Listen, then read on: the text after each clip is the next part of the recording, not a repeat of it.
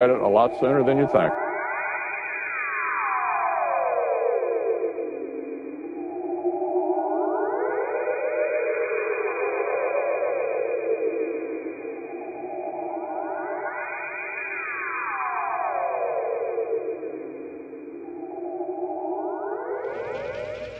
Activating primary streams, YouTube streams, and audio streams. Hello, everybody. Setting up for a special 4th of July edition of the Unfilter Show. Episode 285 is coming up on America's birthday. And I've got a couple of live-only clips, exclusive. Let's see. There's two topics. One that I want to touch on in the overtime and one I want to touch on in the main show. So let's start with the one I want to touch on in the main show. This is about the hearing with Attorney General Rod Rosenstein, and MSNBC called it a disgraceful exercise. I'll let you be the judge. Well, certainly when I was minding my own business in private practice in Atlanta, I didn't think I was going to be spending the first 10 months of my job staring down the barrel of a contempt citation for conduct that occurred long before I even thought about being FBI director. Seems like you should be recused from this more so than Jeff Sessions, just because you were involved in making decisions affecting both prongs of this investigation. Why haven't you done that? Congressman, I can assure you that if it were appropriate for me to recuse, I'd be more than happy to do so and let somebody else handle this, but it's my responsibility to do it. Okay, welcome back to Morning Joe. It is Friday, June 29th. Still with us, we have Donnie Deutsch, Republican strategist and MSNBC political analyst Susan Del Percio, Pulitzer Prize-winning columnist and associate editor of the Washington Post and MSNBC political analyst Eugene Robinson, and joining the conversation, New York Times reporter Michael Schmidt, and editor-in-chief of Lawfare and an MSNBC legal analyst, Benjamin Wittes. Good to have you all on board this hour. You know, we went last hour, showed a couple of clips, and Dan, why don't we get those queued up again pretty soon? There are a couple of clips, actually. They're incredible.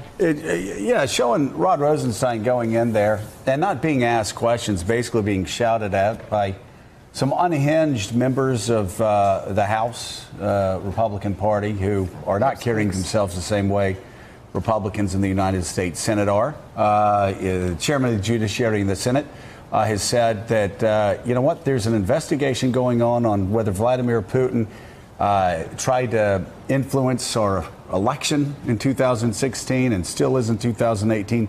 Let's let that investigation run its proper course. You have Chairman Burr from North Carolina, who has been working very well with the ranking member from Virginia, and they're doing it the way you're supposed to conduct bipartisan investigations, trying to get to the bottom of what all of Donald Trump's intel chiefs have said was a long, concerted effort by Vladimir Putin to interfere with American democracy. Told you they did it right in the Senate. Let me show you the clown show in the House. What was that? Mr. Rosenstein, why are you keeping information from Congress? Congressman, I am not keeping any information from Congress that it's appropriate. In a few minutes, Mr. Rosenstein, I think the House of Representatives is going to say something different. I don't agree with you, Congressman. I don't believe that's what they're going to say, and if they do, they'll be mistaken. I disagree, but I think, and I want to know why you won't give us what we've asked for. Sir, I certainly hope that your colleagues are not under that impression. That is not accurate, sir. And it is accurate. We have caught you hiding Mr. information. Chairman, can we allow the witness to answer? Let me make this one point, then I'll let you answer. Mr. Jordan, I'd like to let me make this one point, sir. Where we've caught you hiding information. Then you can. Your statement that I'm personally keeping information from you, trying to conceal information. You're the boss, Mr. Rosenstein. That's correct. And my job is to make sure that we respond to your concerns. We have, sir. Now, I've appointed Mr. Lausch, who is managing that production. And my understanding is it's actually going very well, sir. But your use of this to attack me personally Why did you is deeply wrong. Point of order, Mr. Chairman. May the witness be permitted to answer the question? It's not personal.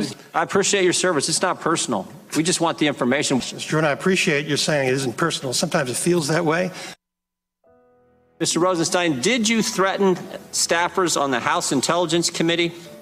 Media reports indicate you did. Media reports are mistaken. Sometimes. But this is what they said.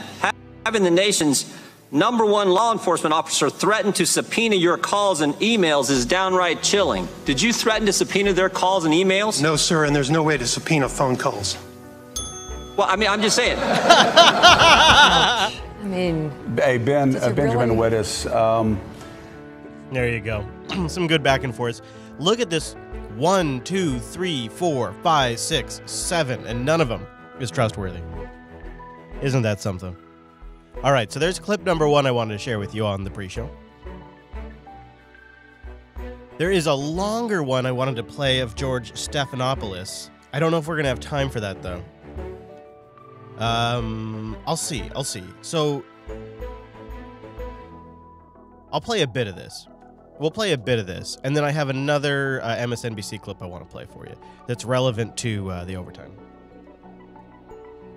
First, George, that big sit-down exclusive interview you had with the president's former attorney, Michael Cohen. He's breaking his silence. Yeah, first time since the FBI raided his offices back in April. This was quite a weekend, quite an interview. Let's set the stage first on who Michael Cohen is. Remember, he's the president's longtime personal attorney, also his political fixer. He's in the middle of a lot of complicated cases. That Stormy Daniels case, the porn star. He was negotiating for the Trump Tower in Moscow, and what he's always been is the loyalist for President Trump.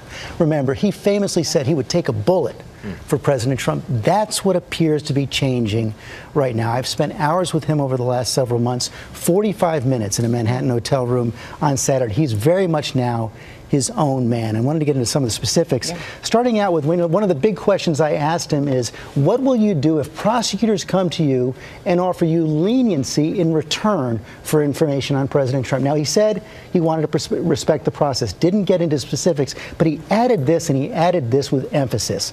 My wife, my daughter, and my son have my first loyalty and always will. I put family and country first. Nothing there about loyalty to President Trump. In fact, he didn't praise President Trump at all during that 45-minute interview. I followed up with him again. I said, but wait a second, Michael, you're facing the real prospect of having to choose between protecting your family and protecting President Trump. He says again, family is my first priority. Now, we should say here, again, Michael Cohen has not been charged with anything yet. He has not faced any charges, but he has hired a new attorney, and he did say that he would be, once he understands what charges might be filed against me, if any at all, I will defer to my counsel, Guy Petrillo, for guidance on future response. Now, this is important as well. Up until now, Michael Cohen has had different attorneys, and these are attorneys who've been part of a joint agreement with President Trump's attorneys. Once Guy Petrillo comes on board, that's expected to be at the end of this week, that joint agreement with President Trump's attorneys is going to end. That is a significant move. I did not give up this central question, though. Went back at Cohen a third time and said, wait a second, Michael. I've heard you say in the past you take a bullet for President Trump. I said, I've heard you say you'll always be loyal. You'll do anything to protect him. All he said in response, and he said this with emphasis, to be crystal clear, my wife, my daughter, and my son, and this country have my first loyalty. That is a very, very different message from what we've seen from Michael Cohen in the past. And Cecilia, one of the things I said to him after hearing all this and hearing him go on the record with this for the first time, I said, you know, there's a good chance that President Trump and his team are going to come after you. They're going to come after you hard. Because they had said he wouldn't flip. The president had said he did not think he would flip. And this is where he also stiffened his spine. He actually visibly straightened up in his seat and then said this: I will not be a punching bag as part of anyone's defense strategy. I am not a villain in any story and won't allow others to try and depict me in that way. As I said, what we're seeing here is Michael Cohen as his own man. The Trump loyalist breaking his silence also seems to be breaking free in a real way. Why do you think he's doing this? Why is he sending a message to the president? Is he trying to cut a deal? Why is he doing this? Well, again, he says as far as cutting a deal, he respects the process of the prosecutors. And remember, he has not been charged with anything yet. In fact, he hasn't even talked to the Mueller team, the Mueller investigators, sending a signal to the president, sending a signal to the country. Yeah, he's sending a signal. If you drag me into this, I will make you pay. That's the signal. And I would be sending it if I was in his position, too.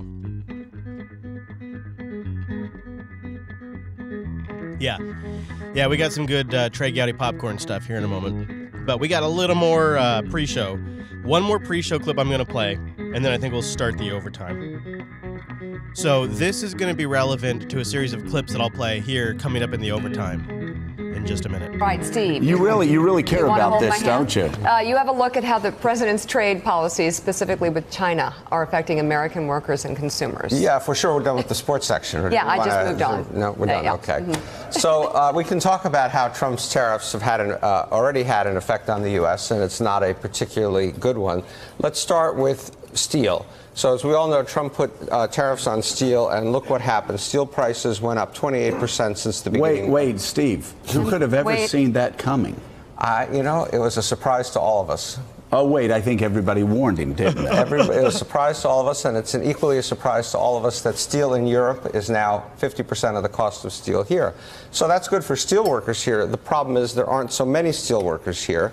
There are only about 80,000 steel workers here. So it's good for 80,000 people. I mean, how many does it hurt, though? The 900,000 people who work in industries that actually use steel and who are not going to be able to make it here. There was an interesting story. So you're saying it hurts the people in the red and helps the people, the tiny amount of people in the blue. That is the fact. But wait, even those people in blue, don't they buy items made of steel? So isn't it hurting their paycheck also? And they're going to pay more for all of them. Everything. They'll pay more for everything. Everything that has steel in it, they're going to pay more. So everybody pays more. So really, Everybody in pays effect, everybody's a loser. Well, there's probably a few of those 80,000 steel. Yeah, you are all definitely losers. Definitely losers. So we're going to talk about the whole China trade war, the whole tariff situation in a broader, wider context, in a much bigger context coming up here in just a minute in the overtime. It's so much more than steel tariffs. So much more than steel tariffs. So we'll talk about that, get this kicked off here in just a second. Tell your friends, hide your kids.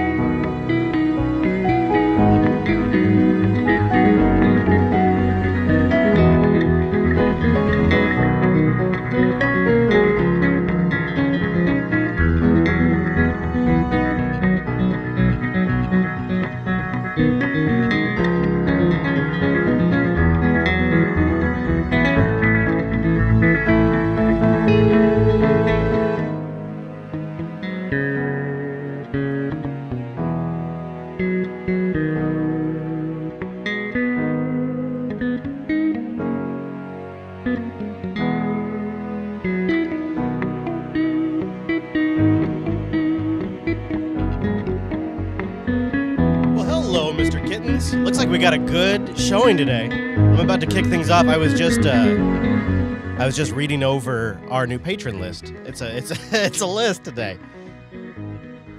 So I was just getting that ready so that way I could read it on air. And then we're gonna get started.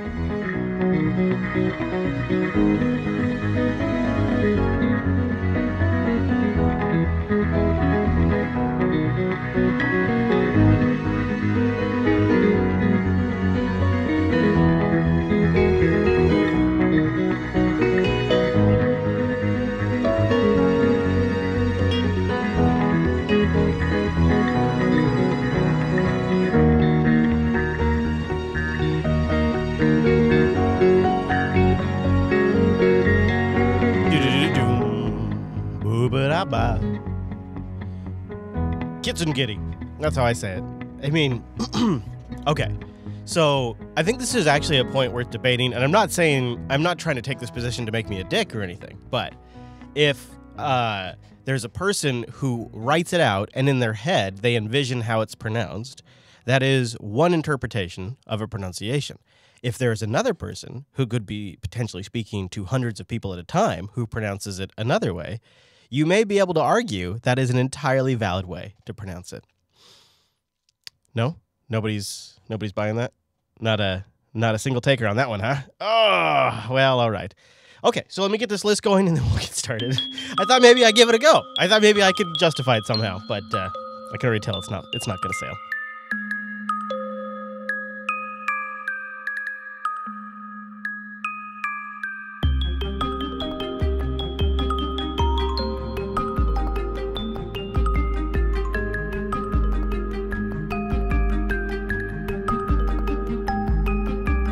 Oh, got to get the list going. You can do it. Oh, yeah. All right. Oh, I got to create a keyring, huh? Well, let's do this. Let's do this. To make this legit here. Oh, yeah. I'm liking this. Oh!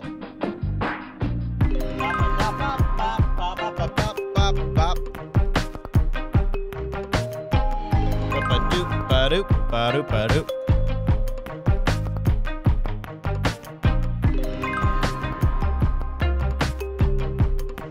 Initializing. Activating login sequence. Not good.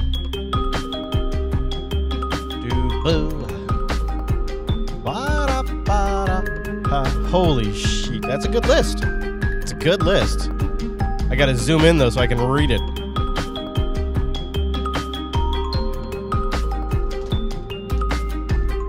All right, I got it up now.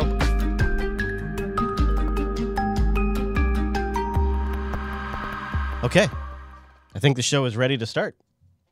That's pretty exciting. Let's see. Let's do a little flight check here. 285, July 4th. This is the part I always have Chase check. So I got to make sure I get that part right. And now, I see. I'll do here. Let's make a deal. I'll check the live stream. I'll play the clips, and I'll try to have some of the most poignant commentary, although you'll also have commentary there in the chat room. But I got one job for you. You know what it is. You know what it is. I need you to bang suggest. Got to give me a good title this week. It's the 4th of July. It's America's birthday, and we need a good title. Good title. So there you go. I have opened the title suggestions. Now, don't disappoint me. Fuck the EU. Oh. I wonder what she's up to. Anybody know what is her name? Oh, geez. Victoria Nuland. Anybody know what Victoria Nuland is up to right now?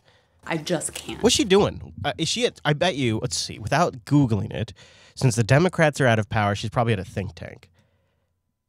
Yeah, right? Big kitty. Well, sitting makes me gain weight.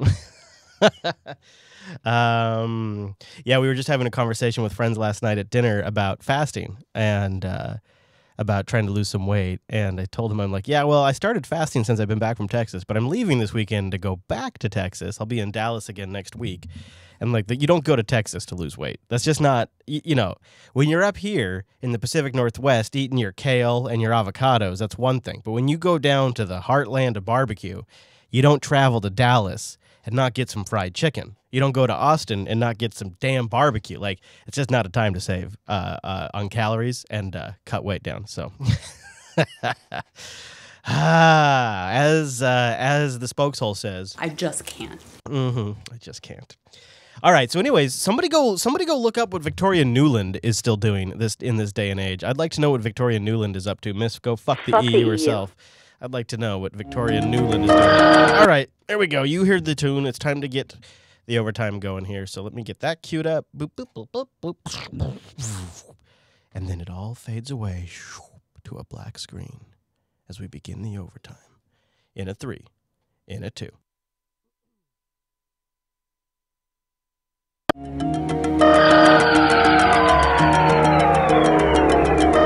I got a secret.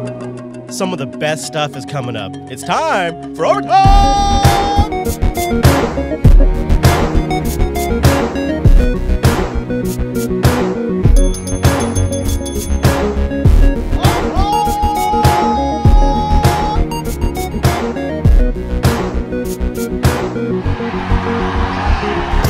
And I know that each of you understand you have the power. Stay woke! Brought to you by our patrons over at patreon.com/unfilter. Claiming my time. Thank you to our 26 new patrons.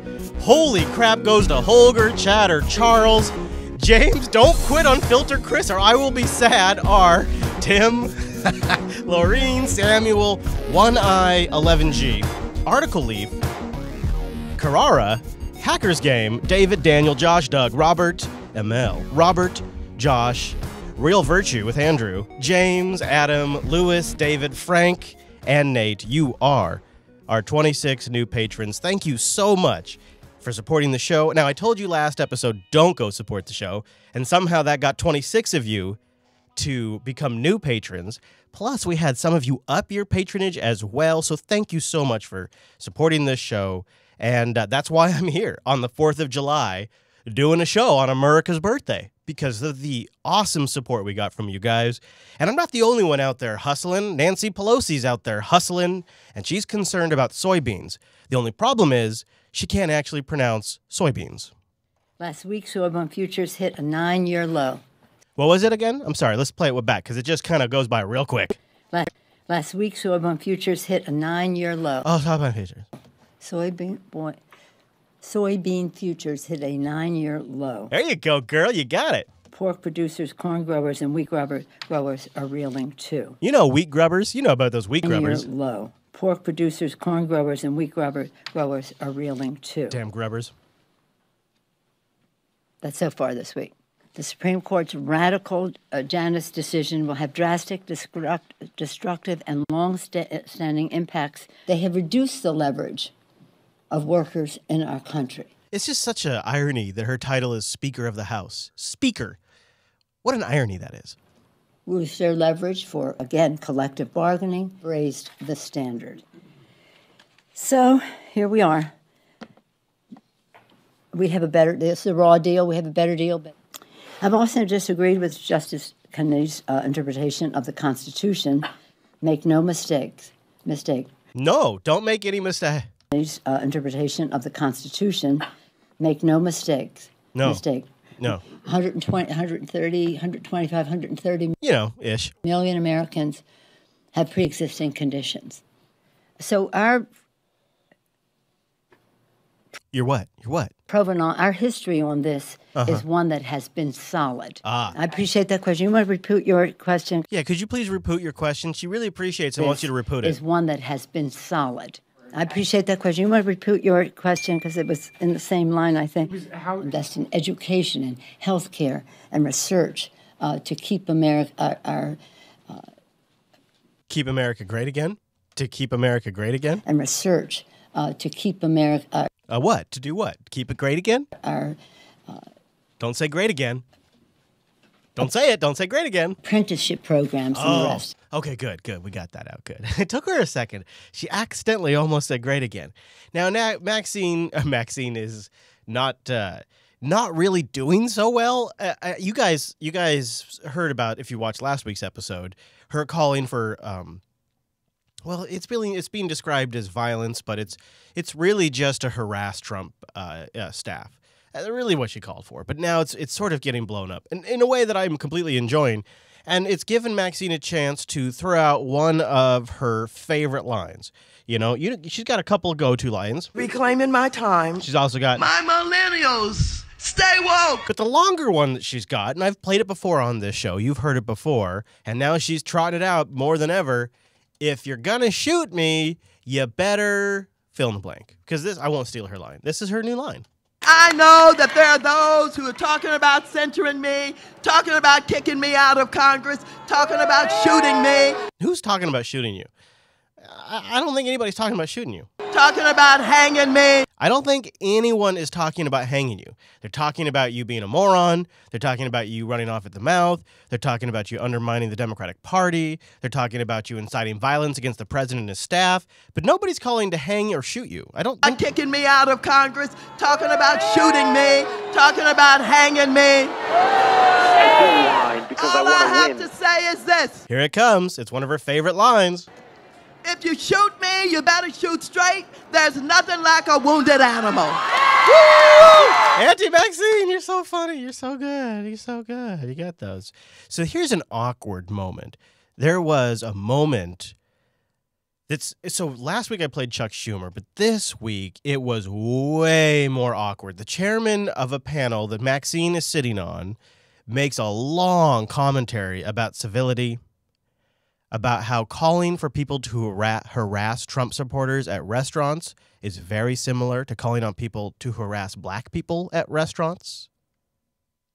In fact, the chairman made an apt comparison. He said, now you no longer get kicked out for the color of your skin, but you get kicked out for the color of your voting card. And he goes on to talk about the civility in their conversations and their debates.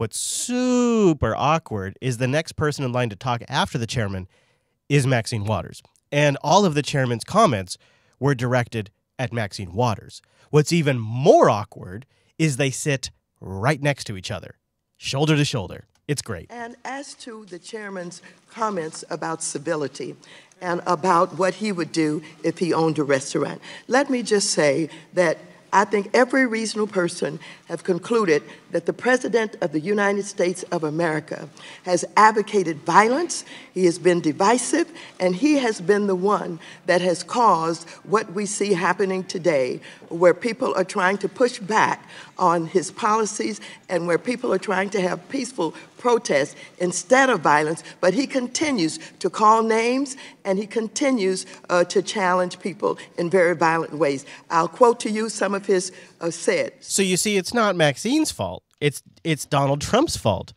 Maxine Waters being a lunatic is all Donald Trump's fault. Don't you understand? Obviously. And of course, the upheaval in the Democratic Party after a young socialist won a seat in the U.S. Congress against a veteran Democrat, well, that's just ignore that. Nothing to see here. The country is reacting to the results of the primary congressional elections that took place Tuesday in 5 U.S. states. Now, the media has focused on the fight between Donald Trump and his critics, but below the surface, another fight is boiling, the fight for control of the Democratic Party. In New York City's borough of the Bronx, a 10-term Democratic congressman faced off against a 28-year-old for the nomination of the Democratic Party. Ocasio-Cortez accused her opponent, Representative Crowley, of being, quote, bankrolled by corporations. She made clear she wasn't just taking aim at Crowley, but at the leadership of her own party. He commands a very, very questionable political machine. He has presided over a lot of ethics issues around corporate fundraising. Now, the political newcomer in the Bronx is not alone. The theme of wresting the control of the Democratic Party away from a corporate elite is becoming a pretty common theme in the lead up to the November midterm elections. What has been the number one point I have made during every single Oh Nancy segment? The Oh Nancy segment was created to really focus in on these corporatist Democrats that are causing the Democrats to lose elections. It looks like I'm not the only one that's noticing now. More and more people are noticing. It's a real problem, and Maxine Waters is legitimately throwing a wrench into the entire thing. She's not aligned on any one particular side. Chuck Schumer and Nancy Pelosi would like her to shut the hell up. So would Donald Trump. They have a common enemy in Maxine Waters. Doesn't make me like her anymore. I just find that to be totally fascinating. I think it's ironic. It's like if she could just be a little more savvy, she could really get in tight. She could be a dynamic figure on the corporatist side. But because she's trying to build up her own political identity, be called anti-Maxine and all of this, she's going outside the lines and she's upsetting her own party. It's so wonderful to watch. At the White House, a secret meeting minutes before the announcement. Supreme Court Justice Anthony Kennedy. Anthony M. Kennedy. Justice Anthony Kennedy. Justice Kennedy. Justice Kennedy slipping into the West Wing for what the president called a deep discussion. He's displayed tremendous vision and tremendous heart, and he will be missed. And when Trump says tremendous vision, what I hear is he was politically savvy enough to get out of the way so that I can pick somebody and put them in, so I really appreciate that. That's what I hear there. That's my own bias, obviously, informing that, but it seems to me what he's saying. And tremendous heart, and he will be missed.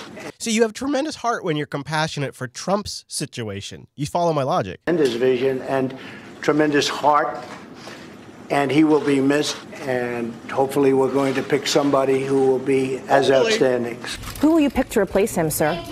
We have a list of 25 people that I actually had during my election. That list consists mostly of conservative-leaning judges, including Maryland's Brett Kavanaugh and Pennsylvania's Thomas Hardiman, both widely believed to be on the short list. Whoever the president picks could reshape the court for a generation.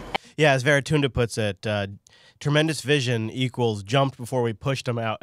That's what I feel like it is. And of course, he's meeting with the possible candidates, maybe getting his pledge of loyalty. The battle is brewing over the Supreme Court. President Trump meeting with court candidates this week. 4 yesterday, 2 more expected as early as today as he prepares to announce his pick to replace retiring Justice Anthony Kennedy on Monday, July 9th.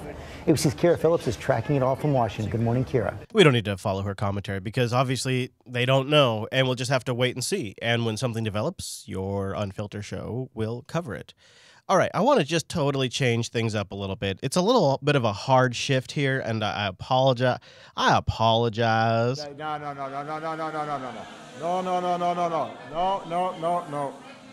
Hey.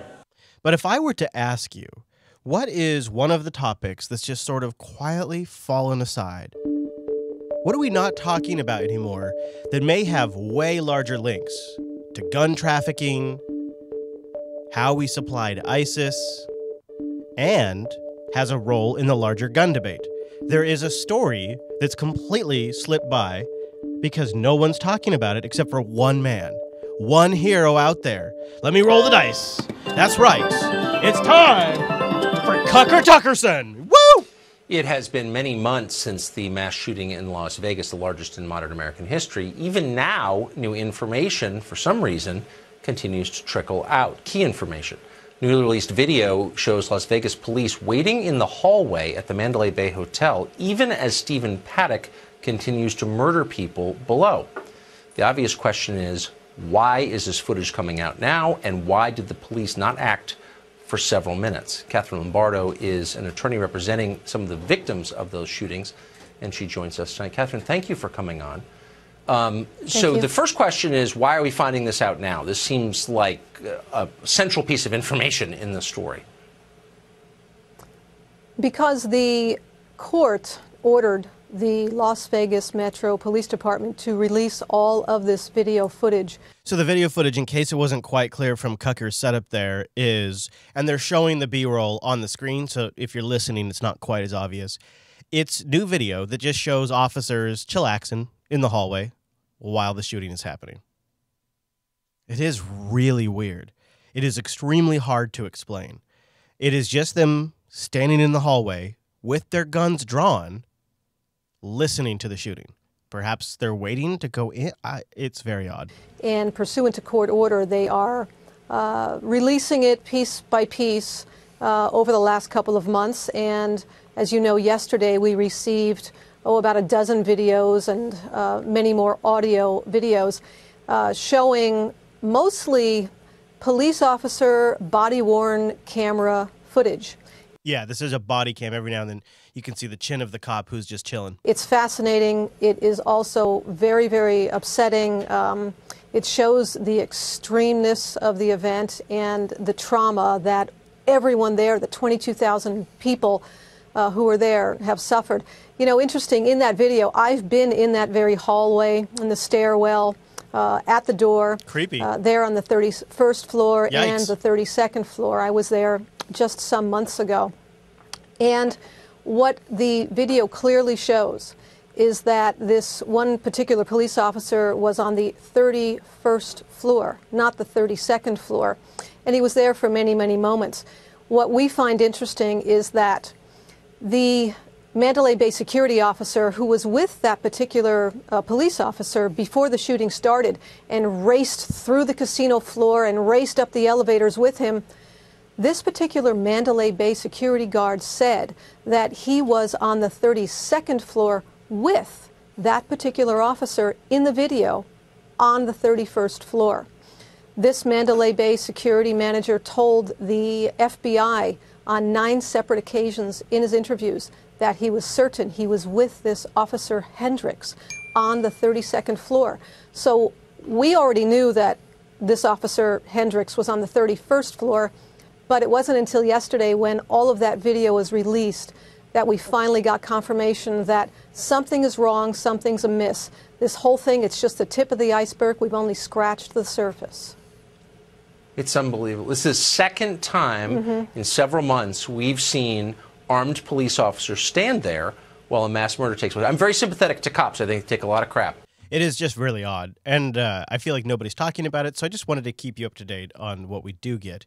Now, there was a budget hearing, super run-of-the-mill mother-frickin' budget hearing that your humble host happened to grab the C-SPAN feed of. Now, this is with Secretary of State boss Mike Pompeo. Yeah, the former CIA guy who's now the Secretary of State. And what the entire hearing demonstrates is how pivotal to the war machine the State Department is. Every aspect of our wars that we are engaged in, he has answers to, and the future wars that we're going to get into. And that's what I want to talk about.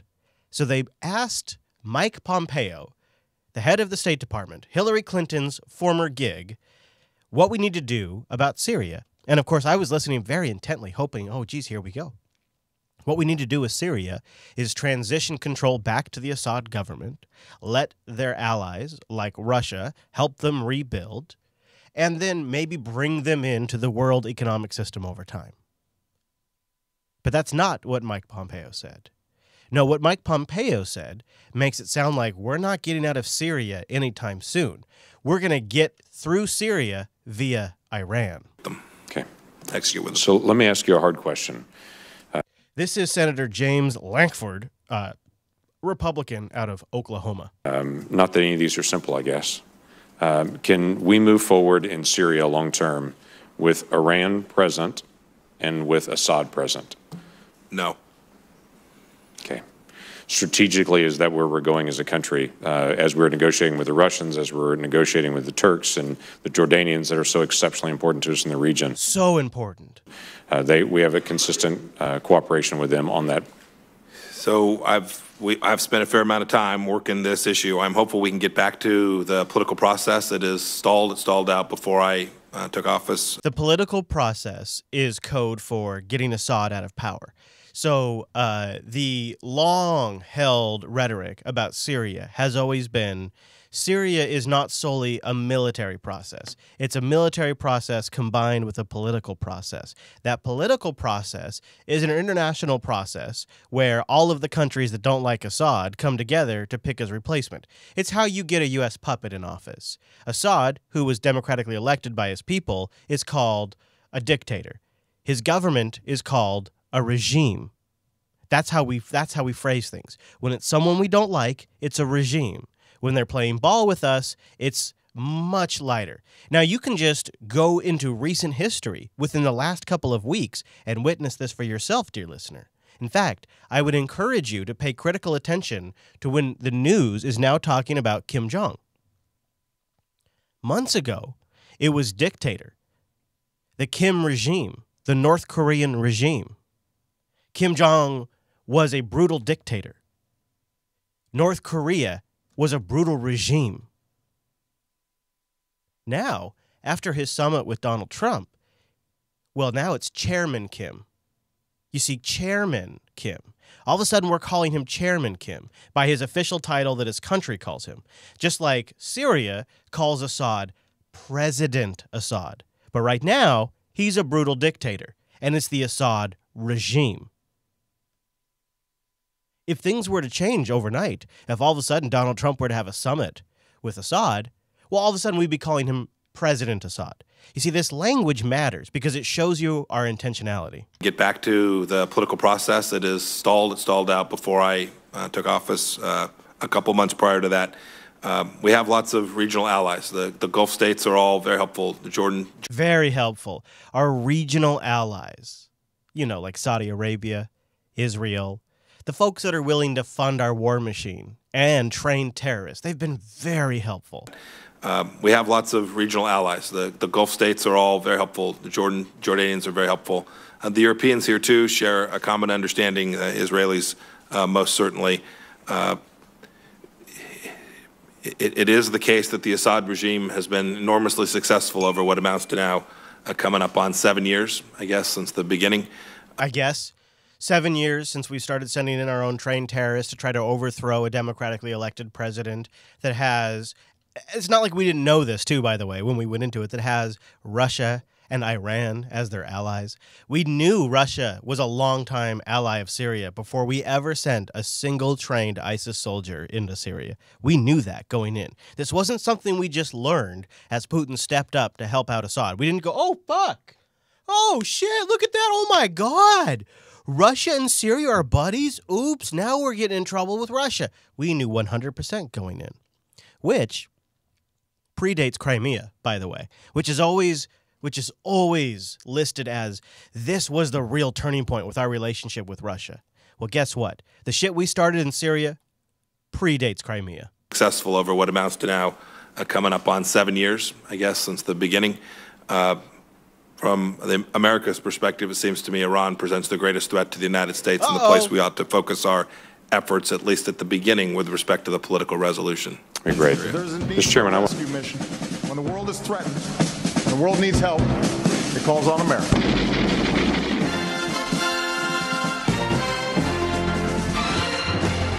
And that's the story. All right, so there's another bit of conversation in this hour and 40-minute back and forth that I thought was really important for you to hear.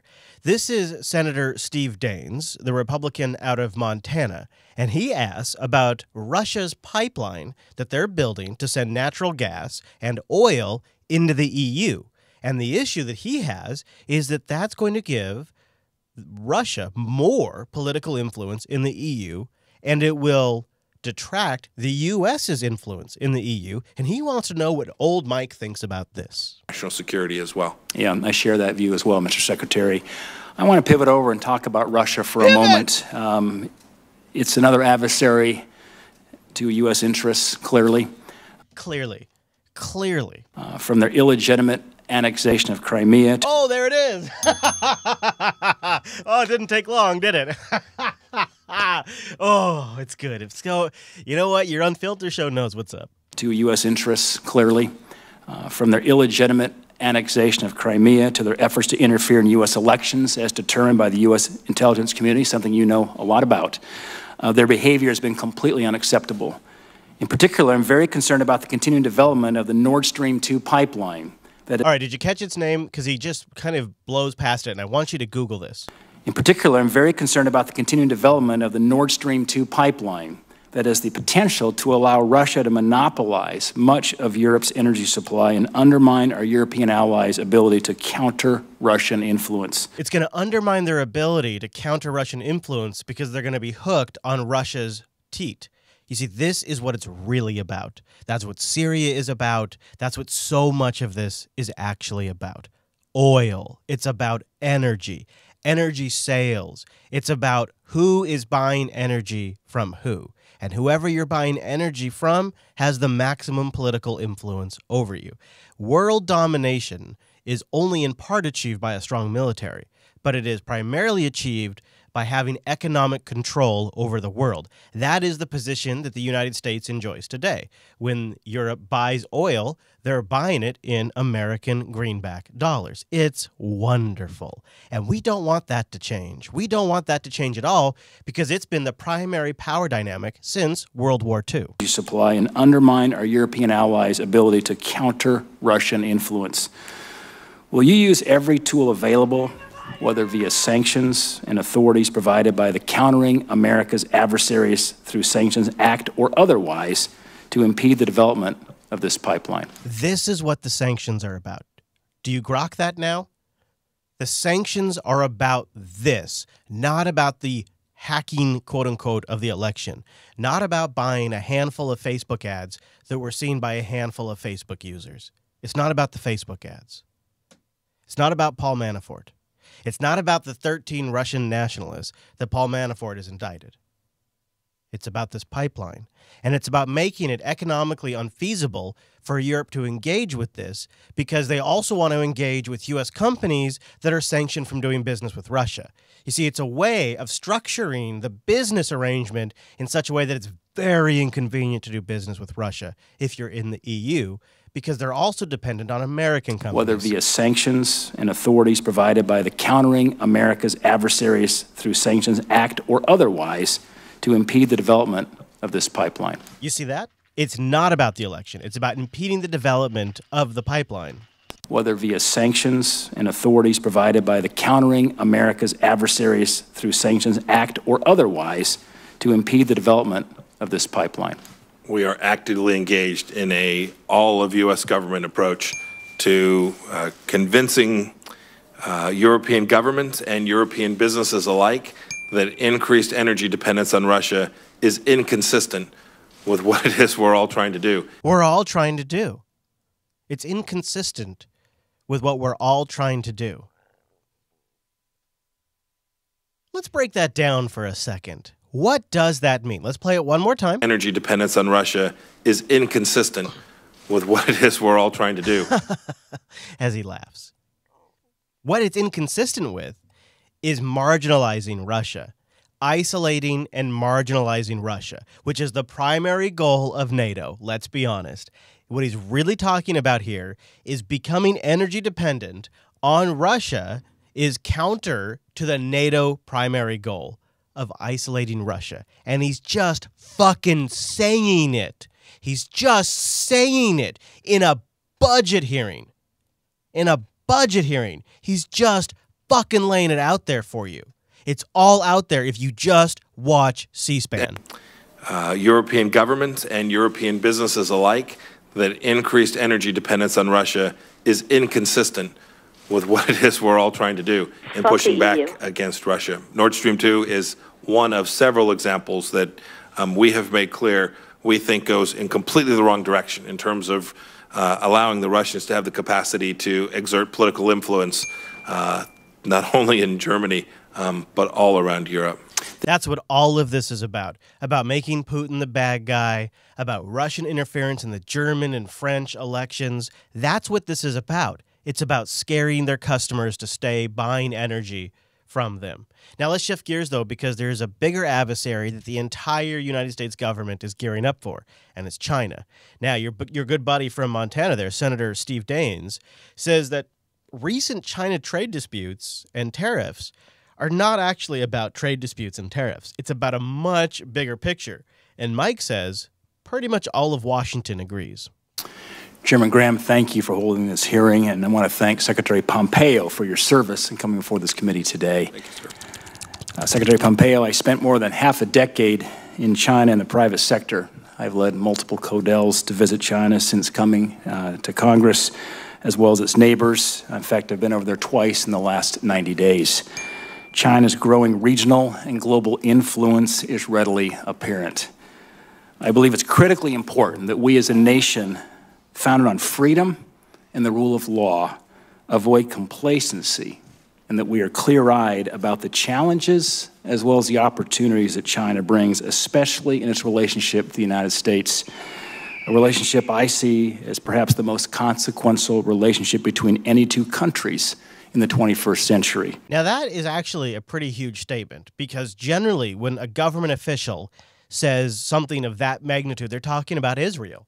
And I just say that having watched this very hearing, as a matter of fact. It came up, there's no relationship more important than the relationship between Israel and the United States. But here, this crazy senator from Montana is saying that's actually, long-term, the relationship between China and the United States. And I think he's right. Most consequential relationship between any two countries in the 21st century. We cannot just view these ongoing negotiations as a standard trade dispute, but it's imperative we keep in mind China's very strategic approach and long-term goal of becoming the world's superpower. So he says, don't look at it as a standard trade dispute. This is about their bigger world ambitions, both economically and militarily. Secretary Pompeo, in my view, there's only so much that can be done to counter China unilaterally. Do we have to? Is it been foretold by some great creator that because China wants to be a world power, we must fight that? I strongly believe that it's critical we work with our allies, China's neighbors in the region, to mitigate China's malign actions, whether it be in the South China Sea, their outright theft of IP, human rights abuses, or ongoing unfair trade practices. This is especially important as China is engaging with many of our allies now in the region via the Regional Comprehensive Economic Partnership.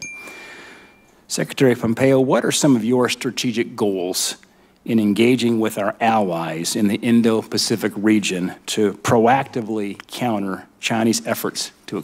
Now, the fact that it's the 4th of July, it's Merca's birthday, and the Eagles in the house, I gotta just give you my perspective here. If I were to put on my nationalist hat, my Manifest Destiny hat, and my One World Empire hat, I would tell you that it is way more important that the U.S. wrap their head around China than Syria and the Middle East. The oil stuff is important for the next 100 years, I grant you. But long term, like, there are other means to power, and there's technology to make it so. And China has this way of working with nations that we've pissed the F off. This is going to be a major downslide for the United States. This is what we should be worried about. Now, that said, I think you could also argue, now I'll take those hats off, isn't there room for multiple superpowers? Don't we technically already have a world made up of several superpowers, and now it's just about averaging it out and figuring out how everybody fits? Perhaps the world is ready for multiple superpowers. Maybe we can make that work. Maybe there doesn't have to be just one. So that's with my hats on and my hats off. Indo-Pacific region to proactively counter Chinese efforts to expand its influence. Thanks for the question. Secretary Mattis, Secretary Mnuchin, and I have each spent substantial time working on exactly this problem set. You defined it pretty well. Our tool sets are relatively new. They're new, but they're established. Now listen to how he talks about how the military apparatus has essentially reconfigured itself to take China more seriously. In the sense of, it is the case that I think this challenge that you identified, that the world has been very complacent over the last, pick a time horizon, 5, 10, 15 years for sure. Wow, for sure, 15 years. So we're going to attempt to stop something that has the momentum of 15 years? Good luck with that. We are working through the multilateral organizations, such as ASEAN, APEC, all of those, to develop strategies in each of the domains that you described. The trade domain, we're working diligently to figure out how we can develop trade relationships in a way that are fair and reciprocal for the United States, but that don't benefit China at the same time. You see what the president's doing. Yeah, China's going to be all about that. Some deals that don't benefit them. With respect to China. Second, with respect to diplomacy, we will come next year and ask for increased resources connected to this region. I know that they did 2 years ago as well. More money. They're going to want more money for the military, for probably the Navy. That is, we need to be in each of those countries making clear the case that you are far better off with the United States as your partner and ally than you are with China. I think many of those countries didn't see the negative ramifications for moving closer to China over the last 5 and 10 years as well. And then Secretary Mattis himself has truly reconfigured the way that the Department of Defense is thinking about the challenge, not only in the South China Sea, but more broadly as Chinese expansion in and around, even through the Indian Ocean, has efforted to improve its capacity to do harm to U.S. interests and, frankly, to global trading interests as well. Secretary Pompeo, thank you, and I'm How about one more? And one more time. That's right. The world needs help. Got to stop them Chiners. Calls on America. Yeah! Woo! And that's the story. Happy birthday, America. Happy birthday. Let's go get them Chiners. Let's do it. All right, now let's bring the mood up a bit because that was some heavy stuff. I got a couple of news bloopers. This is something I don't play a lot considering the amount of news that we take in here to the Unfilter show. But this last month or so, these clips are they're about 2 weeks old or so. There was some stuff that came in that I thought was super hilarious. The first one that I really liked was this gal that can't help but mispronounce something, which is a problem I've struggled with, so I immediately appreciated her position. And it really is when she's outside of her comfort zone. It turns out maybe local news shouldn't be reviewing tech products. I don't know. The restaurant. But the Versa also offers a Fit Bitch coat. Oh, oops. Fit Bitch. I mean, again, I said it again. Oh my gosh. Fit Bit coat. You got it. The Fit Bitch. I want to hear it one more time because that's just so great. But the Versa also offers a Fit Bitch coat. Oh, oops. Fit Bitch. I mean, again, I said it again. Oh my gosh. Fit Bit coat.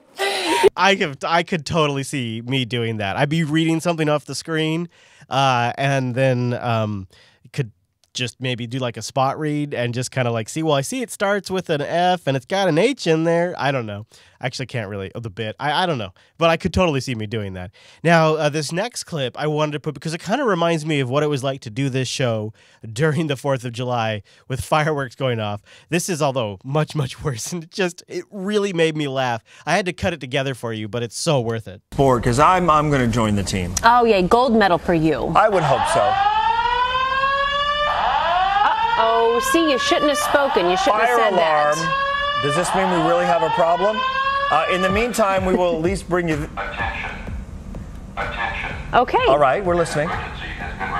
We've got an emergency This is reported. the first time this ever All right, happened let's to show us. you what's happening at the movies while we figure out if this is a real emergency. Take a look.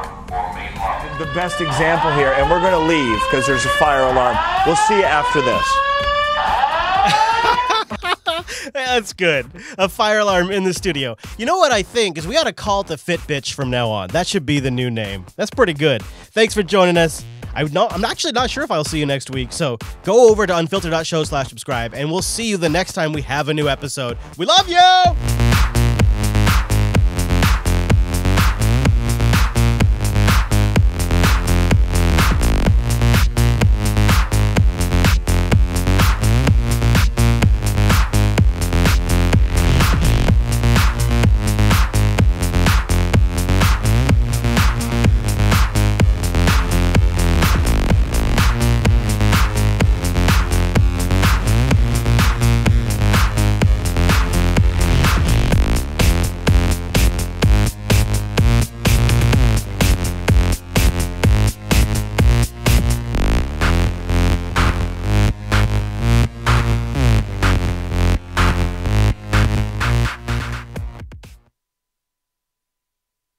All right, there we go. Overtime done. I wonder do I have any other clips I could play for you guys? You guys were great. How long is this one? I've kind of played bits of this one for you. It's kind of long. This is kind of good. This is just CNN being sanctimonious. Let's play this for a minute. I'll be right back. And then we're going to get the main show started. Other breaking news we're getting in from our White House correspondent, Caitlin Collins, Gloria. She has now learned that the former Fox News president, Bill Shine, has accepted a position as Deputy White House Chief of Staff in charge of communications. This has been in the works, I take it, for some time. It has. It's kind of the Foxification, if that's a word, of the White House. I mean, we know that Bill Shine is very close to Sean Hannity, who is very close to Donald Trump, and that he's been talking to Bill Shine about a job for quite some time. I think they're probably aware that it will be controversial given the fact that Shine worked for Roger Ailes, but they've clearly made a decision that that's something that they can weather and that the president wants Shine there. Donald Trump is in charge of communications at Fox News, so I guess it's only fair that a Fox News executive is director of communications at the White House, right? A former Fox News executive who left under circumstances that he wasn't being forceful enough in dealing with the allegations of sexual harassment or whatever. Yeah, I guess Donald Trump was really concerned about that. That's why he hired him. I mean, it used to, anyway, someone else talk. I can't even bear it. Think about the context, though, of right now with the Supreme Court justice. Remember, this was an issue that so many people were willing to vote for Donald Trump over Hillary Clinton on because of the prospect of one, let alone two, and maybe with the aging population of the Supreme Court, maybe even three under this particular administration. And so you think about that in the context, why issues like Mr. Shine would no longer be at the forefront of people's minds if they think that lesser of two evils. Well, now you have the promise of a Supreme Court pick. And we're not sure what the exact title of. I had one more other clip. Let me see here. Yeah, here it is. This is a funny one. I'll play just for you guys, and then I think we'll kick off the main show. Oh, man, no way. Well, at least it didn't happen during overtime, but my Dragon player just crashed on me. Oh, jeez. I can't even with that. I got to tell you. That is such a pain in my arse when that starts happening. Oh, man. Let's see. What do we have here? What does it say? Let's see this. I'm going to see what this thing here is. Does it give me anything I have use? No, not really. Damn. I really got to mess around with other applications. The reason why I use Dragon Player, because I know some people, people always say, use XYZ. The reason why I use Dragon Player is because of the arrangement of the UI. So if I get another, player, it's got to support either I can arrange the UI or it's got to be arranged like Dragon Player, because that just happens to be what fits really well in our video capture. Man, I tell you what, guys. I tell you what. So I'm going to do, this is probably a bad idea, but I'm going to go ahead and do it. Let's just do it. Let's see what happens. Jesus, look at all those updates. 474 updates. That was definitely a bad idea. Oh, no. Oh, no. Well, anyways, I'm going to do these updates and reboot, and then I'll see if Dragon Player is working. I'm just so sick and tired of it crashing. Oh, man, this is a really bad idea. Yeah, so yeah, Dragon Player, it's like MPV, but it's integrated into the Plasma desktop. The problem with MPV is that it has the playback controls overlaid on top of the video. So if I move my mouse at all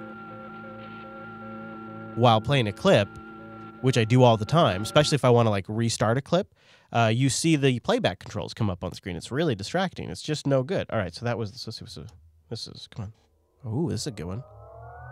Yeah.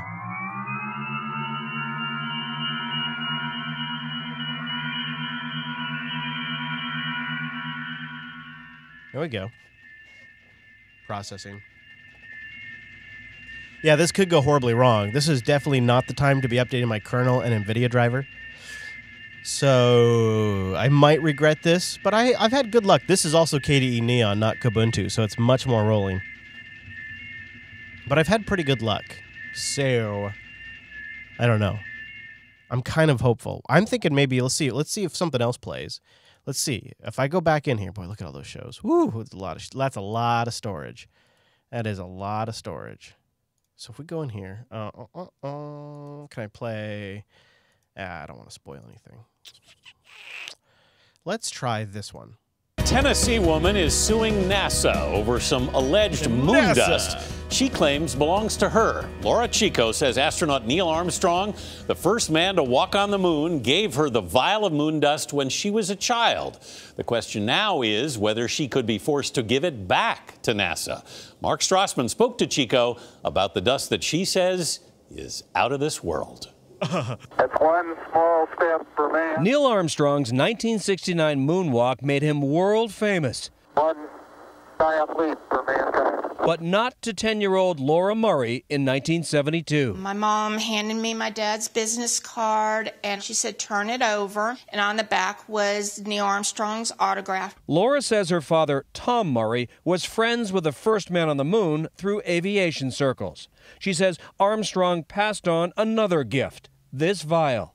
That gray stuff inside, her parents told her, was dust from the moon. It was not a big deal. I was into Barbies and horseback riding. Did you even know who Neil Armstrong was? I'm not positive. We'll take that as a no. She grew up, became Laura Chico, and forgot all about it. But 5 years ago, after her parents died, she opened up her mother's hope chest in the attic. When I opened it, I knew immediately what it was. And I said, this is it. And my husband, Chris, said, this is what? I said, the moon dust. Chico learned something else about NASA. The space agency considers all lunar material government property and has a history of tracking down any that falls into private hands. But first, was her moon dust even real?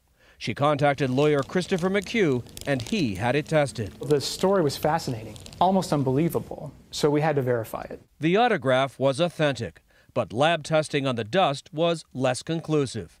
One test found no evidence to rule out a lunar origin, while another found it was similar to the average crust of Earth, or perhaps Earth dust mixed with moon dust. We've speculated that this might be a sample that was vacuumed off a spacesuit. That was enough for McHugh to file a preemptive lawsuit against NASA, demanding Laura be declared the rightful owner. I didn't want her to be in a situation where she felt like she had to hide, because if NASA finds out about it, they will come kick your door in. A spokesperson for NASA told us in an email that the agency was unable to comment. Space historian Robert Perlman was more talkative. Great claims require great evidence, and there's not a lot of great evidence in this case. Perlman suspects Chico's moon dust is pixie dust, not real. He says Armstrong knew better than to keep lunar material and never gave it away to anyone. To our knowledge, he never gave moon dust to his sons. He never gave moon dust to his first or second wife. He never gave moon dust to his crewmates. I've worked with Buzz Aldrin.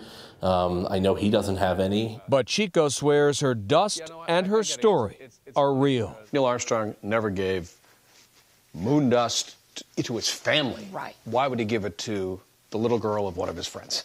I don't know, and I would love to know that. What if NASA says, you're essentially keeping stolen property? Then they would have to call their hero a thief. And Neil Armstrong was not a thief. We just want to keep our property. A federal court could decide whether Laura Chico is asking for the moon. Could be totally fake, too. For CBS This Morning, Mark Strassman, Tampa.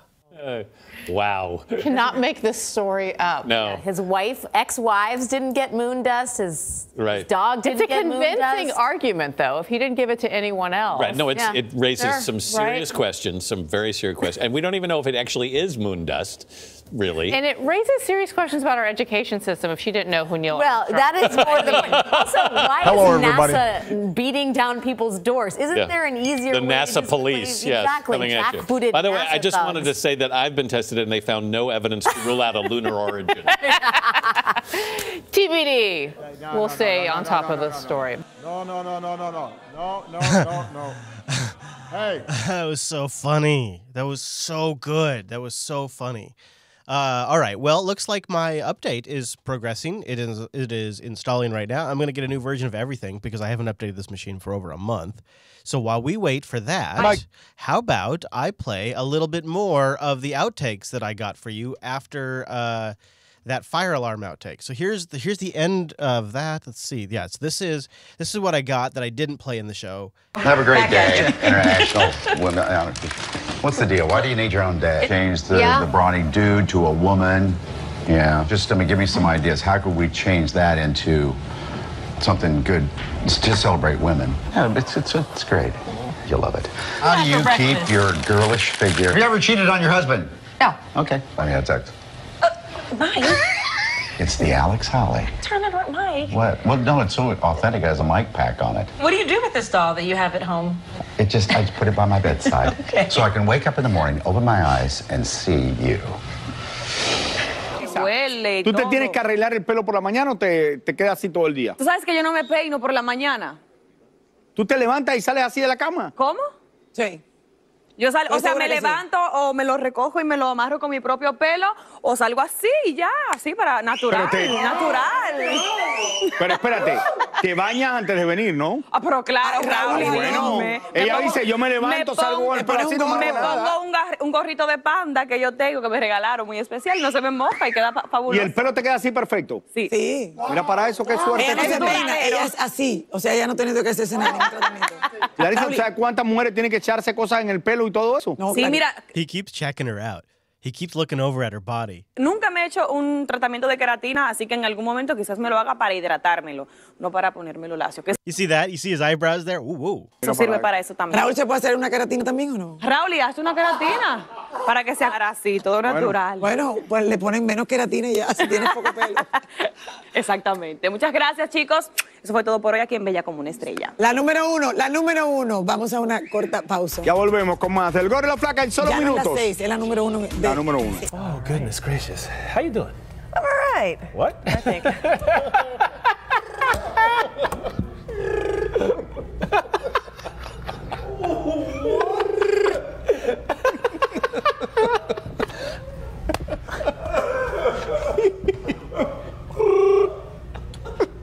Chrissy, help me. Help us sister out. Box 5.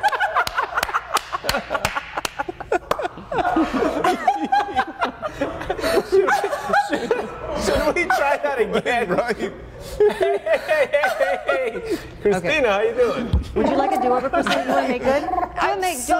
Do it over. Make good. Look. It'll make you feel better. I've only been up since. Fans of Louis Gossett Jr. Look up Enemy Mine, that movie. That's exactly how we talk. Okay. Can you just do it again and it'll make you feel better? I know, because he's the only one that has my back. Oh, they said keep up. This ought to be good. Come on, guys, keep it tight. I want to see you guys work it. They got a show Friday night you don't want to miss at the convention center. We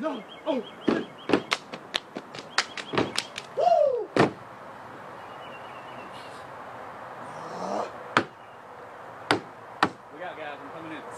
Here we go. What's he doing? Now the anchor's in there. Okay, I'm going to catch up. Like a snake or something. All right, guys, get ready.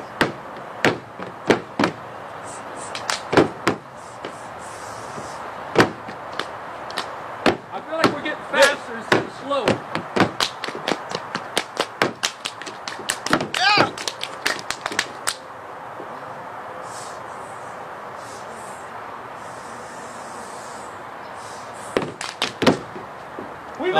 Why are they zooming in on him? That's no good.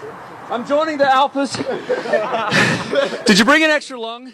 Anyone bring an extra lung? All right, so the show's Friday night, right? Yes, this Friday at the convention center, starting at 7:30. Be there, don't miss us. Don't miss us.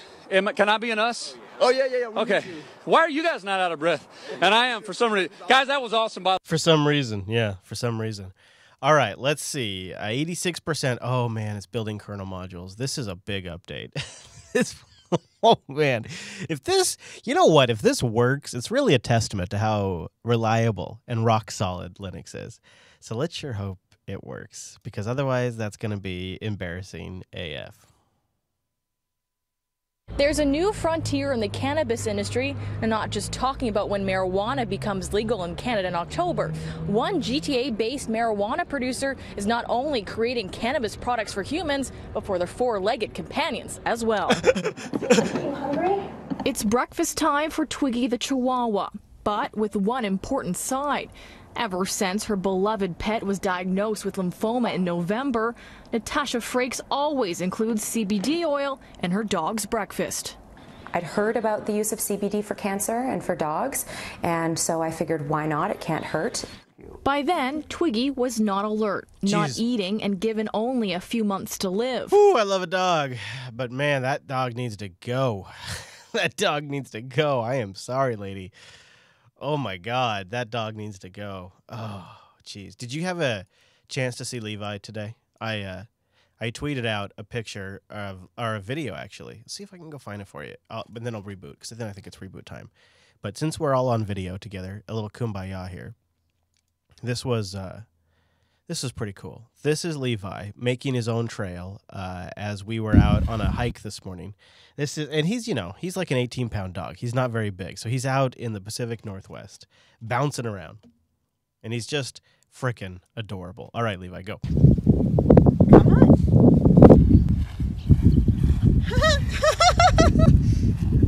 Oh my God, that's so cute. He's adorable. That's Levi. He's a good dog. All right, let's check in on the upgrades. Oh, I got so many things open. I'm closing the things that I have open. It's painful. Oh, I got so many things open. 98%. Oh, my goodness. Oh, my goodness. So that Leia Brown, when you put your name as that Leia Brown, it makes me think like I'm supposed to know you. Like maybe you were maybe I met you somewhere. So has there been a recent? No. Other than there has at the beginning of the year been something for our patrons on the Jupiter signal, which is pretty current. God, our studio is so great now. Our studio is so awesome now. So working so good. Other than this Dragon Player thing. So there we go. It's done. The update is done. So you know what that means? It is time for us to roll the dice and attempt a reboot. All right. Wish me luck. Here we go. Let's do a little reboot music. Let's see if the reboot.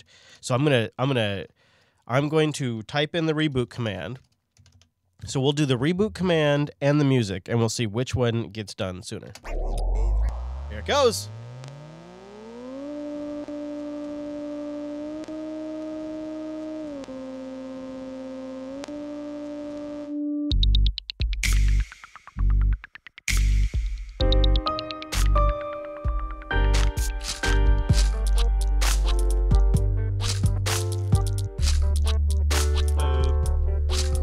bop, bop.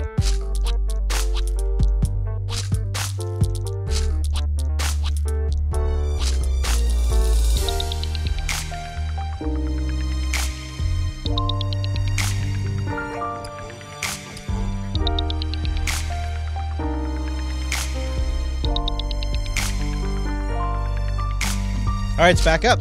So that's a good sign. Now if I could just type my password right. There we go. All right, logging back in.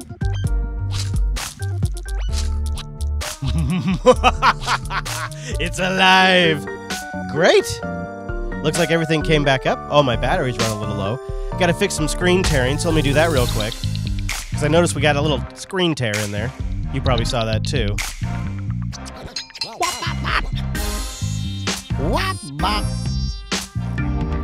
So, if you can see my screen now, let me see.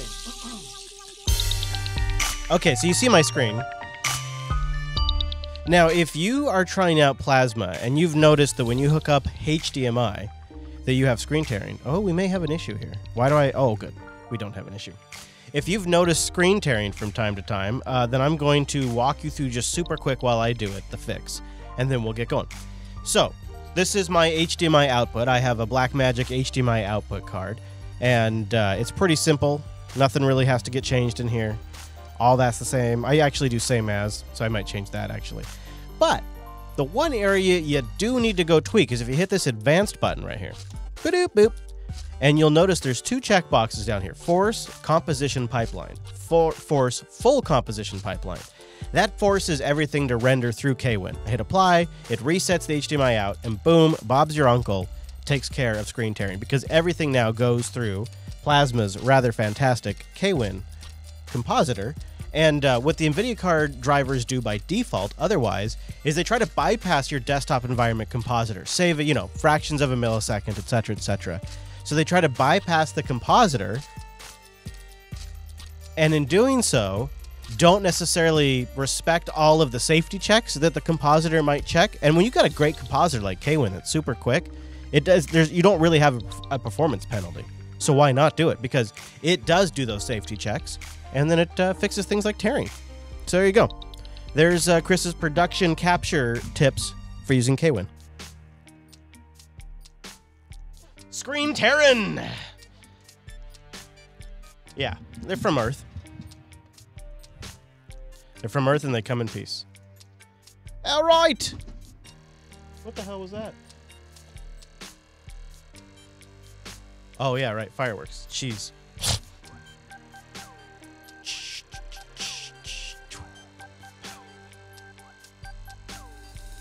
Yeah, or use Wayland. That's true. All right, so I'm going to play one more live-only clip just for you guys, and then we'll get started. Because I like hanging out with you guys, and I really appreciate you being here. It gives me an energy to feed off of, so I do want to try to play clips for you that I have sort of like close to making into the show, but didn't quite make it, so they're still, something worth watching. And this one is the audio sucks, so it's not in the show. But the information might be valuable. So it's one of those that was really kind of a tough call. And then because it was RT, I was like, no, it's a disqualified. But if it wasn't RT and the audio wasn't so bad, this probably would have been in the show. Here we go. Enrique Acevedo is a Univision... Oh, wait, it wasn't RT. It was Cucker. I wonder why I guess because the topic matter, I thought it was RT. Enrique Acevedo is a Univision anchor, and he joins us today. Enrique, thank you for coming on. So ICE, in addition to the many things that it does, of course... It arrests and deports thousands and thousands of criminal aliens, illegal aliens in the United States who've been convicted of felonies, and it deports them. That is its job. No other agency does that. If we abolish ICE, who will do that? Well, I think part of the problem is that there's a lot of confusion about what ICE is. And the confusion in part has to do with the fact that many people believe that their job is, as you were describing in your introduction, to try to stop immigrants when they want to come through the border. That's the Border Patrol's job. That's not ICE. ICE's mission has to do with human trafficking. It has to do with, trying to prosecute the companies that are hiring and exploiting undocumented immigrants in the United States. And part of the problem is that it has stayed away from that mission and is not only focused on mass deportation. But again, ICE, and you may not agree with everything that ICE does, But if we abolish ICE, who will arrest the thousands and thousands of convicted felons who are in our country illegally, who will interdict the fentanyl that's flowing across our borders from Mexico? Who will fulfill those roles? Who will protect the country? No one seems to be answering that. Well, first of all, the vast majority, I would say 80% of those arrested by ICE are people who have no criminal records. They're not rapists or murderers. They're not criminals. They're just undocumented immigrants. They're only. But I'm not saying they are. I'm just saying that there are a lot of criminals. And what will we do? I understand. I understand. We can debate whether, that should be a crime that we prosecute for. But we do know that there are, as Donald Trump said, and roundly mocked for saying it, there are actually rapists who come in. I'm not saying there are millions of them, but there are some. There are thousands of convicted felons in this country illegally. Without ICE, do we just let them stay? I mean, what is the answer, since the left is calling for the abolition of ICE? I don't know if there are thousands of them, and I'm sorry about the wind. We're in a high rise here in Mexico City, but I don't know if there are thousands of them. I would say there are some cases, and then we have police officers, we have law enforcement that can take care of that. I don't think ICE has to be worried about that. All right, I'm done with it. You see how the audio is just horrible? I wanted to play more because they do get into a good conversation, but I can't even with that. I just can't even. You know how that goes. I just can't even. All right, well, let's start the show. I would love a title suggestion if you could bang suggest. I don't want to have to whine about it. Because I want to win. Oh, right. We have much to get into this week, so let's see here. Let me fix something really quick. Boom, boom. Oh, man, I love these headphones. If you ever want to get a great pair of headphones for podcasting, the Sennheiser HD 280 Pros. They don't make them anymore. There's still some in stock at Amazon for a limited time. I just bought another set for my remote setup that I'm going to have in Texas next week because there's only a few left. And there's others, but they're just not the same. Just not the same. So if you want a great pair of studio monitoring headphones that don't hurt after hours and hours and hours of usage, the Sennheiser HD 280s. I tell you that, and it means that if you go buy them, there'll be less for me to buy in the future. So that's a big secret to share. Okay, bang suggest. It's go time for the Unfilter show. This is episode 285, and it begins in a 3, in a 2.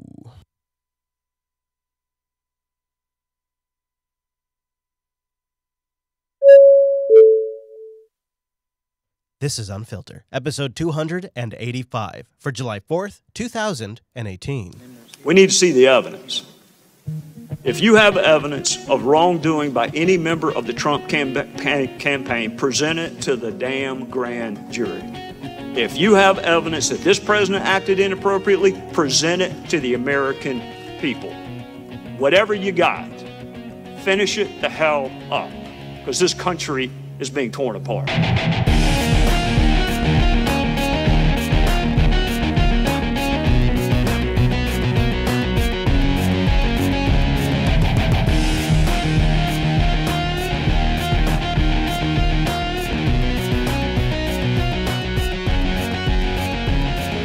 Happy birthday, America, and welcome to the Unfilter Show, episode 285 of Jupiter Broadcasting Show that's helping you watch at least a little bit of news, we hope. My name is Chris. Mr. Chase is in the border at North Korea going through some sort of customs procedure, so he won't be here this week, but we still have a hell of a show. It doesn't matter if it's America's birthday, and it doesn't matter if fireworks are going off like crazy all around us. Oh my goodness! I do apologize. There may be a few explosions in the background.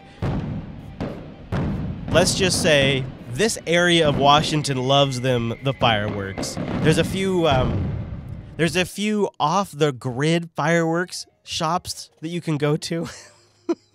And you can get some really good fireworks. So you may hear a few explosions in this week's episode. But that won't just be the fireworks. No, in fact, it'll be the cyber segment, the Russia investigation, the high note, and much more. Now, I'm here not only because of your great support on our Patreon this week. Thank you, everybody, so much. But because there's some really big stories to cover this week. And when we start with the cyber, it's one of the original stories that inspired the cyber segment, the NSA, when Edward Snowden, around episode 80-ish of this here show, leaked to The Intercept and others. Actually, it wasn't even The Intercept at the time. It was just Glenn. All of those NSA secrets. It inspired us to start this segment to track this kind of stuff. Well, this week, we're kicking things off in the cyber segment with the NSA deleting nearly 700 million call records. The National Security Agency that collects signals intelligence, such as phone logs, emails, and text messages, is now destroying hundreds of millions of records after NSA analysts found technical irregularities in data provided by the phone companies. That meant the NSA got so-called metadata that it was not supposed to have. Metadata shows phone numbers and how long you're talking, but not the contents. Oh, we always got to point that out, don't we? Every single time. Got to make sure you understand it's not the contents, it's just the metadata. In a statement, NSA said these irregularities also resulted in the production to NSA of some call detail records, or CDRs, that NSA was not... Our clip cut off there. Well, what she goes on to say is at the end... Actually, I'll play a backup clip. You know what? I come prepared. The NSA has begun deleting huge quantities of phone records that it was never supposed to have in the first place. Dan Cohen has the details to that. The National Security Agency isn't exactly known for its respect for privacy, and it announced on June 28th it had begun deleting hundreds of millions of records of phone calls and text messages dating back to 2015. In a statement, the NSA attributed the unauthorized collection of vast amounts of private data to, quote, technical irregularities in some data received from telecommunication service providers. Now, I want to stop right here because I can't help but watch this clip with Donald Trump's damn tweet in my head. I hate this, but it's the reality. Donald Trump implied in a recent tweet, I hate everything about the words that just came out of my mouth, that this is related to the quote-unquote witch hunt, that perhaps the NSA had collected records about Donald Trump and his associates illegally, had stored them, and that this massive deletion is an effort to cover that up. The NSA's general counsel, Glenn Gerstel, told the New York Times that the blame for the unauthorized collection was on one or more unnamed telecom providers and several complex technical glitches. In fact, some of the language, and I have it in the show notes, is really over the top. A technical issue infected the data. A technical glitch caused a cascade issue. Like, all of this really generic, not actually used by anybody in the industry language is being used to describe what happened here. And it's kind of odd because the NSA is throwing the carriers under the bus. And the reason why I say that's odd is because it's just recent legislation that shifted it so that the carriers do the collection and then give the NSA access. In the past, the NSA was collecting directly. And now here we are just a couple of months into this new system, thanks to the new legislation, and they're throwing the carriers under the bus, but yet deleting the data that goes back to 2015. Well, in 2015, they were doing the collection directly. They've only been getting the data feed from the telcos since around the beginning of this year, 2018. This is a new development. This isn't how it worked in the past. And yet they're blaming them for an error that has them going back to 2015. It doesn't add up. The NSA was authorized to collect phone and text records from telecoms under the 2001 Patriot Act to find terrorism suspects. In 2013, former contractor Edward Snowden revealed the existence of a secret data collection program targeting U.S. citizens. Well, the 2015 Freedom Act was... There it is. So it's newer than this year. I see. So it's the 2015 Freedom Act. It seems like that was more recent. Supposed to rein in the agency. It collected more than 151 million records in 2016 and 534 million in 2017. All Donald Trump's. And while the NSA is deleting records, the privately owned social media giant Facebook... Let's stop there. We don't need to go on a Facebook rant. Let's pause for a moment. So this is actually, you remember one of the biggest responses to all Edward Snowden's revelations about the NSA. One of the biggest responses was, well, why does it matter? It doesn't impact me. I'm not selling drugs. I'm not doing anything illegal. I don't care if the NSA watches what I do. I have nothing to hide. We all heard that one, right? And it's actually a bit sound. It actually is. They're right. The NSA isn't bulk collecting 3 days of internet activity and all of the call records so that way they can find out when you and your family are getting pizza. That's not why they're doing it. They're doing it for political reasons, so that way they can monitor D.C., so they can monitor the politicians, so they can have leverage. That's the reason why you really do it, is so that way you can monitor the people that need to be monitored under the guise of anti-terrorism efforts. That's why you really do something like this. And so it would seem pretty reasonable that they would be using a tool like this to collect calls from individuals like Donald Trump and Hillary Clinton. And there's probably lots of loopholes using the FISA rules with people from other countries that they have discussions with, because the NSA can hop 5 friends. So it seems pretty easy to, if you can go international, to hop 5 friends to Donald Trump or Hillary Clinton. It seems like it's a lot of bacon, so I'm not actually fully coming down as this is my theory. But this mass deletion may have something to do with all of this. Donald Trump may have been right. Something smells rotten. And the issue is, you can't really rely on the Justice Department. And you definitely can't rely on the FBI. Comey really kind of showed us how rotten the FBI is. Well, Comey and then, of course, all of those text messages that came out. It really seems like the core of the FBI is rotten. But this clip I'm about to play you reminds you that the FBI is rotten throughout the entire organization, even down to the state level. Now, this is in the cyber segment because FBI agents posing as Al-Qaeda online are still trying to collect people in. I want you to keep something in mind as you listen to this clip. The man that they pulled into their web had no means of explosives, had no means of committing any kind of damage or murder, had actually nothing more than conversations that come across sounding like he's trying to get in with a new group. We've got some breaking news from the FBI in Cleveland announcing an arrest in connection to a possible terror attack planned for the 4th of July. For more, let's bring in NBC News Justice correspondent Pete Williams. Pete, what do we know? Well, the man they've arrested is named Demetrius Nathaniel Pitts. He's 48, a U.S. citizen, lived in the Cincinnati area, then moved to Cleveland. And authorities say starting last year, he began to express on social media support for Al-Qaeda, the Al-Qaeda terror group, and a desire to attack or have targets in the U.S. attacked. Now, we've seen cases like this before. The FBI did hear what it has done dozens of times in the past. It introduced to him a man who was posing as an Al-Qaeda sympathizer or Al-Qaeda operative who was, in fact, an undercover FBI agent. Oh,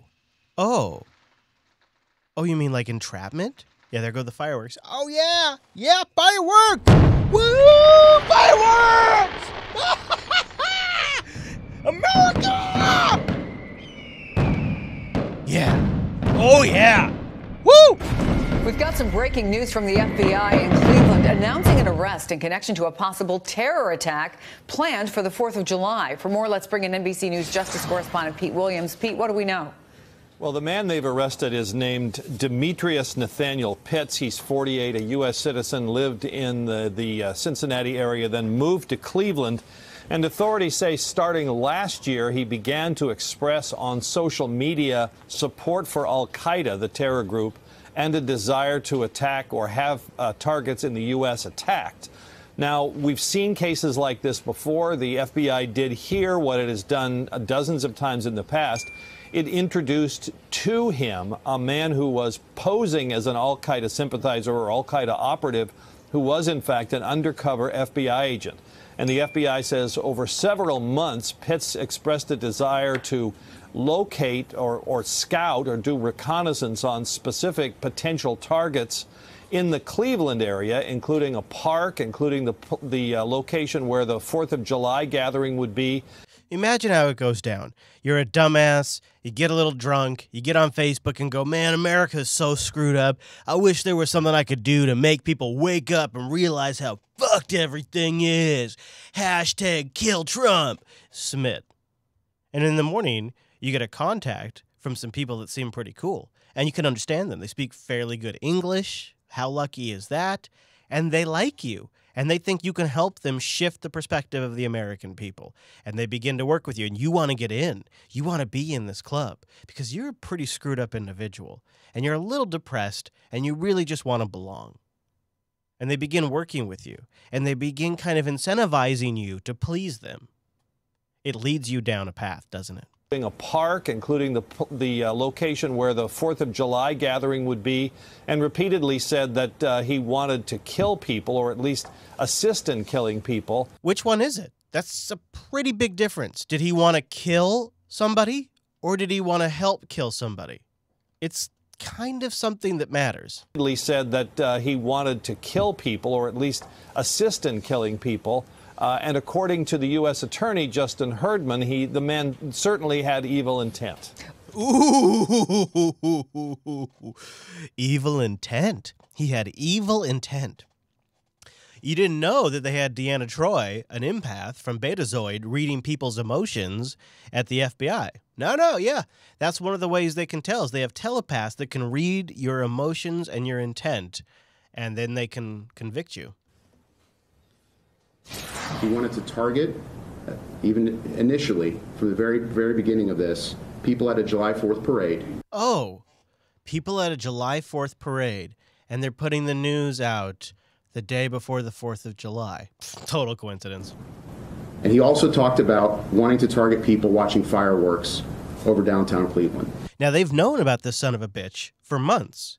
Because Pete just told you this was a multi-month effort by two undercover FBI agents who were probably playing him good cop, bad cop, or pretending like they're two different people from the same group. Can you imagine? Like, one person that is tricking somebody who's a little screwed up in the head is one thing, but two FBI agents working the same agenda under two different identities, that would get me, like, not to blow stuff up, but like if two people working together like that, how would you know? How would you have any idea, especially if you're not that savvy with, the way the internet works? And so then they sit on this information to scare you right before the 4th of July. And while they're trying to scare the shit out of you, they also try to come across as the people that are rah-rah America. Everybody go get together in a group. He also talked about wanting to target people watching fireworks over downtown Cleveland, right outside this building.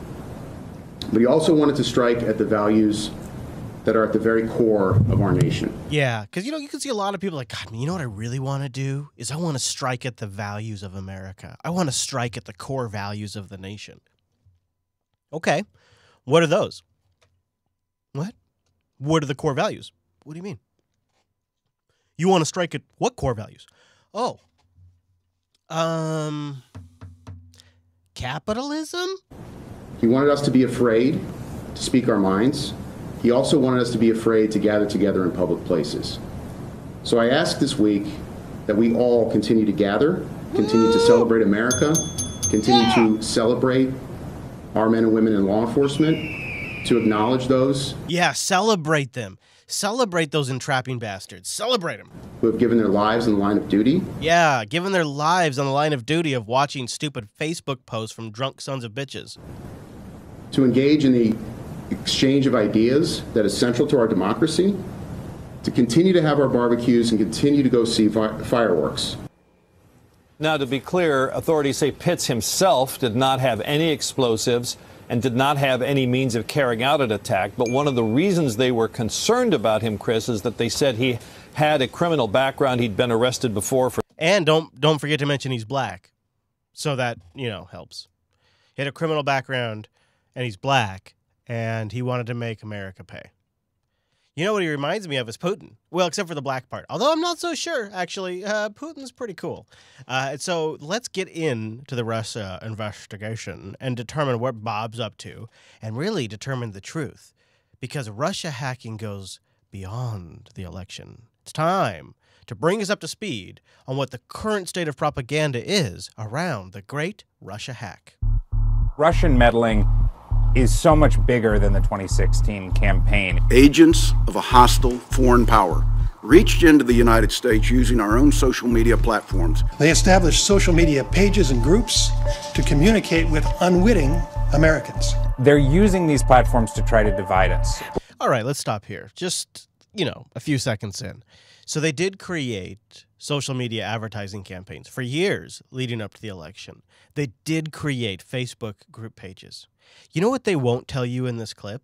For some reason, they failed to mention how many followers those pages had, how many retweets their tweets had, how many ad engagements their ads had. They will fail to mention the dollar amount that the Russians spent compared to Trump or Hillary. They somehow neglect to mention those aspects because those numbers are embarrassingly low. They had no followers. They had no retweets. They had no engagement. And the amount they spent on ads was pennies compared to the other campaigns. We're at a point where people don't trust anything. Frankly, the United States is under attack. What most people don't realize is the Russians didn't just meddle in the election of Donald Trump, they targeted almost every major American social movement. The defendants and their co-conspirators pretended to be grassroots activists. According to the indictment, the Americans did not know that they were communicating with Russians. That is damning, and that is really unexcusable. It's meddling. It's interference. It's trying to influence a democracy. It's fucking awful. It also is exactly what George Soros does. It's exactly what the Koch brothers do. It's what Al Gore does. It's what all political influencers attempt to do. What about all of these protests that have been going on? What about all these protests where somebody creates signs? They organize people to get into events. Something tells me there's a lot of money. There's a rich son of a bitch behind all of these massive protests that are taking place across the U.S., one in which I just was stuck in, and I'll get into here in just a moment. Isn't that exactly the same thing? According to the indictment, the Americans did not know that they were communicating with Russians. I don't think many people in the protests know that they're communicating with a company that's funded by George Soros or the Koch brothers. I think that you could make that same argument. The Russians were really good at this. After the election, it took months for Congress, the US government, independent researchers, and investigative journalists to figure out what really had just gone on.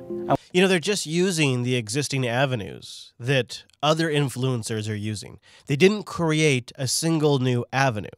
That's why it's such bullshit. It's such bullshit. And there was a recent hearing. It was a hearing with DOJ officials and FBI director, really ostensibly about the Hillary Clinton email investigation and the Russia investigation, and it was extremely heated. Inside a House hearing room, a political production. I'm reading what the press said. I would suggest that you not rely on what the press says. Who are we supposed to believe? Thank you for making clear it's not personal, Mr. Jordan. Well, I'm saying the Department of Justice. Me because I'm telling the truth and I'm under oath. The hearing ostensibly focused on FBI actions during the Hillary Clinton email investigation in 2016. And that senior agent working on the Russia investigation at the time who exchanged anti-Trump text messages with a colleague he was having an affair with. At one point, Agent Peter Strzok saying of a Trump presidency, "We'll stop it." These people were also the very same people who were assigned to investigate the man that they hated, then candidate Donald Trump. But critics see all this as a cover for Republicans' real purpose, they say, to try and undermine the special counsel investigation, overseen by Deputy Attorney General Rod Rosenstein. They're not interested in protecting our country from a future attack or holding responsible those who worked with the Russians. This is just an effort to work as the president's fixers in Congress. Now, this Democrat out of California has been one of the biggest pathetic losers. When he goes on Cucker, he can't defend his position at all. He's been on there a couple of times. We've played both appearances on the show.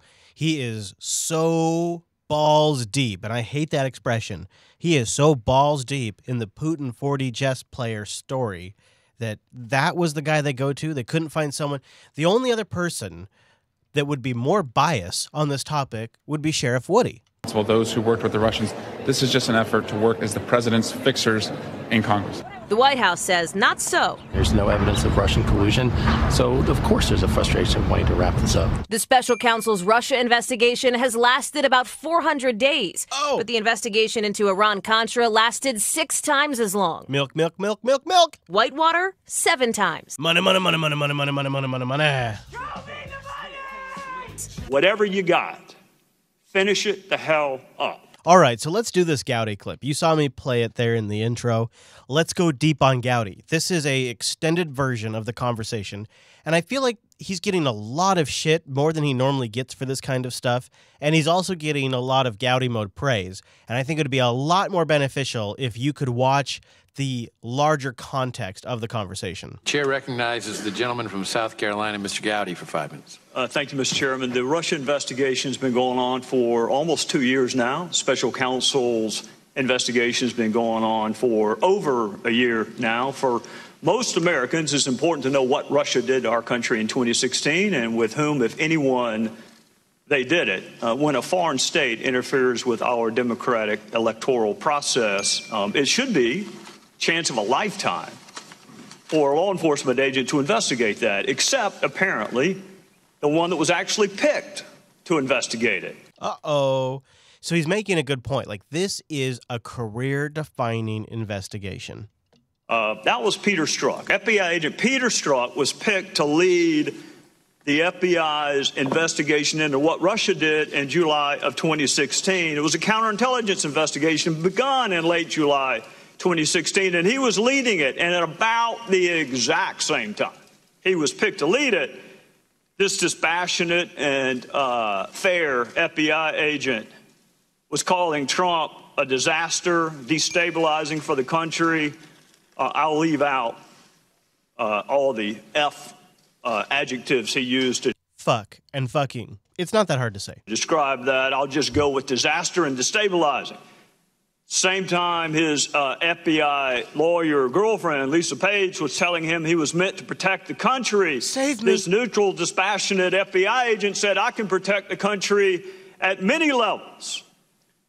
Same time, Peter Strzok, who was picked to objectively, fairly, neutrally look into the Russia investigation. The reason why he's dropping the fairly, dispassionate, unbiased, that's all because of the recent IG report. Was talking about an insurance policy with Andy McCabe and Lisa Page in the event Donald Trump became the president. Oh. All of this was happening at the same time Peter Strzok said he could smell the Trump support in Southern Virginia. All this was at the same time that this FBI agent said a Trump presidency would be effing terrifying and that it will never happen. No, we'll stop it. So while investigating Russia and their attempt to subvert our democracy may have been important to the rest of the country, it wasn't all that important to about a half dozen FBI agents and lawyers who were assigned to the case. For them, it was an investigation to stop Donald Trump, which then brings us to May of 2017 and the appointment of special counsel, where we find Peter Strzok again, this same supposed to be dispassionate, neutral, fair FBI agent. You would think he'd be really excited about investigating what a foreign power tried to do to this country. But you would be wrong again for Peter Strzok at precisely the same time that Bob Mueller was appointed. Precisely the same time. Peter Strzok was talking about his unfinished business and how he needed to fix and finish it so Donald Trump did not become president. He was talking about impeachment within 3 days of special counsel Mueller being appointed. 3 days. That's even quicker than MSNBC and the Democrats were talking about impeachment. Oh, that's so good. Let's do it one more time. That's even quicker than MSNBC and the Democrats were talking about impeaching. Within 3 days, the lead FBI agent is talking about impeaching the president. Oh, one more time. I'm sorry. I got it. One more time. That's so good. That's just so classic Gowdy right there. And finish it so Donald Trump did not become president. He was talking about impeachment within 3 days of special counsel Mueller being appointed. What are we going to do when he leaves? Who else is going to do this? This is so damn entertaining. 3 days. That's even quicker than MSNBC and the Democrats were talking about impeaching him. Within 3 days, the lead FBI agent is talking about impeaching the president.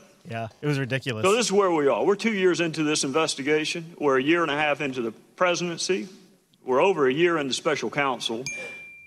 You have a counterintelligence investigation that's become public. You have a criminal investigation that's become political. You have more bias than I have ever seen manifest in a law enforcement officer in the 20 years I used to do it for a living.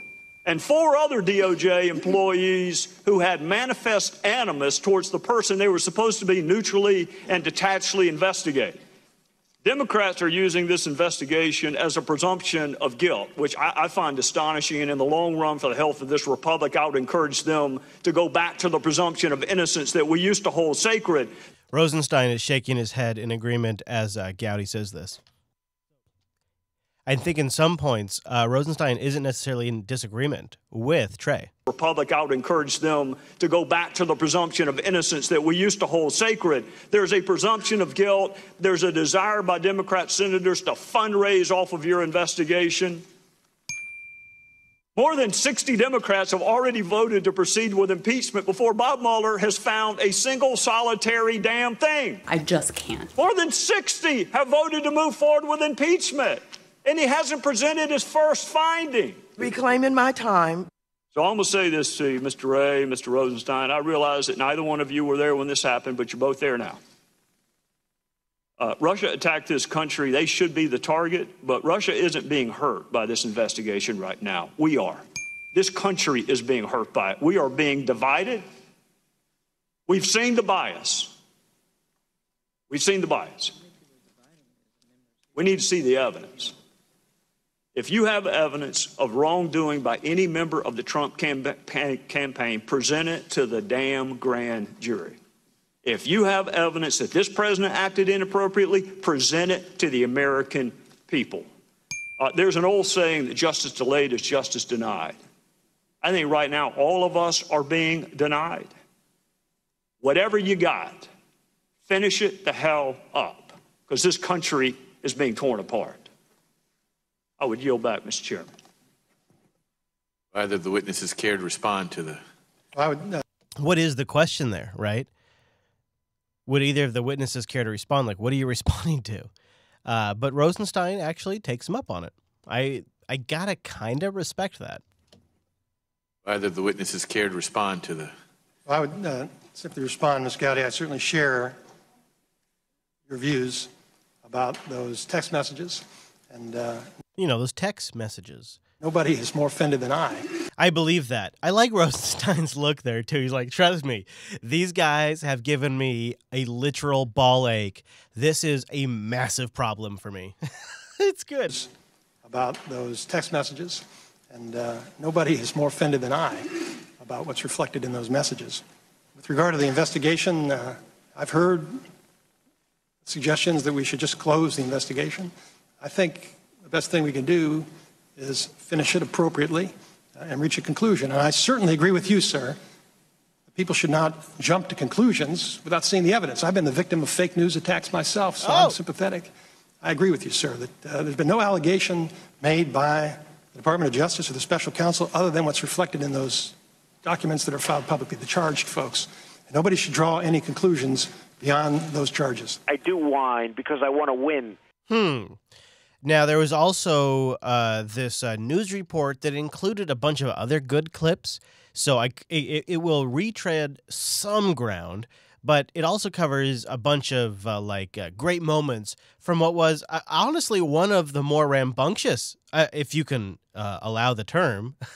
I mean, keep it within context here. One of the more rambunctious hearings I'd seen. Well, we got a lot of movement, a lot of traffic right now because the hearing after 6 hours has just wrapped up. And if we're lucky, we may see the Deputy Attorney General and the FBI Director heading down that way where we've got a bank of cameras. One theme that really dominated the hearing today were these outstanding records that show the FBI's intelligence activities prior to July 31st, 2016. That is when the Russia collusion case officially opened. Those records were first under subpoena in April and the subject of a very testy exchange earlier today. So your statement that I'm personally keeping information from you, trying to conceal information... You're the boss, Mr. Rosenstein. That's correct. And my job is to make sure that we respond to your concerns. We have, sir. Now, I've appointed Mr. Lausch, who is managing that production, and my understanding is it's actually going very well, sir. So I appreciate your concerns. Again, I think the House of Representatives is going to say otherwise. But your use of this to attack me personally Why did you... is wrong. What we saw consistently from Democrats on the House Judiciary Committee today is that they were really on the offensive. They were doing what they could to reaffirm the decision-making of the FBI director and the Deputy Attorney General Rod Rosenstein. Here's one exchange. Mr. Wright, are you one of those 13 angry Democrats that my Republican colleagues keep referring to? Well, Congressman, of course, I'm not working on the special counsel investigation. But you're the head of the FBI. Are you a Democrat? Did the president reach over to the Democratic Party as presidents have and pick you because he wanted to have Democrats in his administration? Congressman, I'm trying to do this job apolitically, but I do not consider myself an angry Democrat. You can be quite confident. Are you a Democrat? No, I am not. You're not a Democrat. Thank you. Maybe I should have gone to that question. Mr. Rosenstein, are you a Democrat? I'm not a Democrat, and I'm not angry. Okay, so that was a clear reference to one of the many Trump tweets that we've had on the subject. A couple of sort of housekeeping matters on Agent Strzok. Agent Strzok, a number of times during his closed-door interview yesterday, refused to answer questions. And what we learned today is that one of those questions had to do with his contact with the co-founder of the opposition research firm Fusion GPS. That was the firm behind the dossier. And we also learned that Special Counsel Robert Mueller has taken specific steps to see if Agent Strzok made any decisions or took the special counsel investigation in a direction that really was a reflection of the political bias that is seen in the text messages, Shep. Catherine, in the middle of all of this, it's my understanding the House Republicans passed a resolution. That's right. This is a non-binding resolution. It calls on the Deputy Attorney General to provide the remaining records that are sought by these three committees, House Judiciary, House Intelligence, and House Oversight. That was a vote, 226 Republicans to 183 Democrats. One of the sort of testing moments in the hearing came with Congressman Darrell Issa, and he asked the Deputy Attorney General, look, if we go forward on contempt and we want to pursue it in the district court in Washington, will you throw up any roadblocks? What? And here that is. A little preemptive. Do you believe that you have the ability to be above the law, something the American people do not? No, sir, I do not have the ability. Good. Since you do not believe that, Cut I him will off. take that as if you're held in Well, I haven't contempt, answered it the will go question. forward. You said no, and yes or no was fine, that you don't believe you're above the law. So that really will come to some kind of resolution probably the week of July 6th, because they're going to be heading into the congressional recess. But again, I just want to... They need some faith healers. So yeah, that is pretty fun watching that back and forth. Now, I'm just going to play a little bit of this clip for you. Trump's lawyer is really heavy-handedly, ham-fistedly, if you will, signaling that his loyalty is going to be to himself and his family, not to Donald. Now to the ABC News exclusive, George Stephanopoulos one-on-one with President Trump's former longtime personal attorney, Michael Cohen. The president's so-called fixer, who once said, I will do anything to protect Mr. Trump, now telling George he will put country and family first. This is weird. So he wouldn't go on camera. George wasn't allowed to go in there with a video camera, but they could go in there with a DSLR and snap, or an iPhone, and snap as many pictures as they want. And then they're going to release selective quotes from the interview. But it's clear Michael Cohen is working with ABC to send a strong signal. If you F with me, I will roll over and play ball like that. Cohen under intense pressure since the FBI raided his home and his office, perhaps signaling his willingness to cooperate with federal prosecutors. Perhaps scheduling an interview with us and saying very specific and selective things may be an indication of his intention, perhaps. Although we can't tell, because in the entire history of the ABC apparatus, this would be the first time that had ever happened. So we're just guessing. Here's ABC's chief news anchor, George Stephanopoulos. He's the lawyer and fixer who once vowed he'd take a bullet for his most famous client. I'll do anything to protect Mr. Trump. I'm obviously very loyal and very dedicated to Mr. Trump. But when I sat down with Michael Cohen in New York this weekend, it was clear something has changed. Federal prosecutors are breathing down his neck, and when I asked Cohen what he'll do if they offer him leniency in return for information on President Trump... Now remind yourselves for a moment, just go back and think, okay, what was he charged with? What has Michael Cohen been, what was it? Nothing. He's been charged with nothing. This is all preemptive messaging, and ABC is playing ball. Cohen, what he'll do if they offer him leniency in return for information on President Trump, he was emphatic. Leniency. If they offer him leniency, he hasn't even been charged yet. Likely going to be. And this is probably our biggest signal, if anything, that he's going to be charged right here. But just keep in mind, at the point of this, he has not been charged. And so the conversation starts with, well, if you get charged, like it's weird that they don't make that disclaimer up front. They're talking about leniency in something he hasn't even been charged with yet. They offer him leniency in return for information on President Trump, he was emphatic. My wife, my daughter, and my son have my first loyalty, he said, and they always will. I put family and country first. 3 times I pressed him, and 3 times his answer was the same: family first. Mr. President, is Michael Cohen going to flip, sir? Will Michael Cohen flip, Thank sir? you very much. Thank you very much. In the Oval Office today, Thank you very President Trump much. ignored questions. In the past, he predicted Cohen won't turn against him, tweeting, "Most people will flip if the government lets them out of trouble. Sorry, I don't see Michael doing that."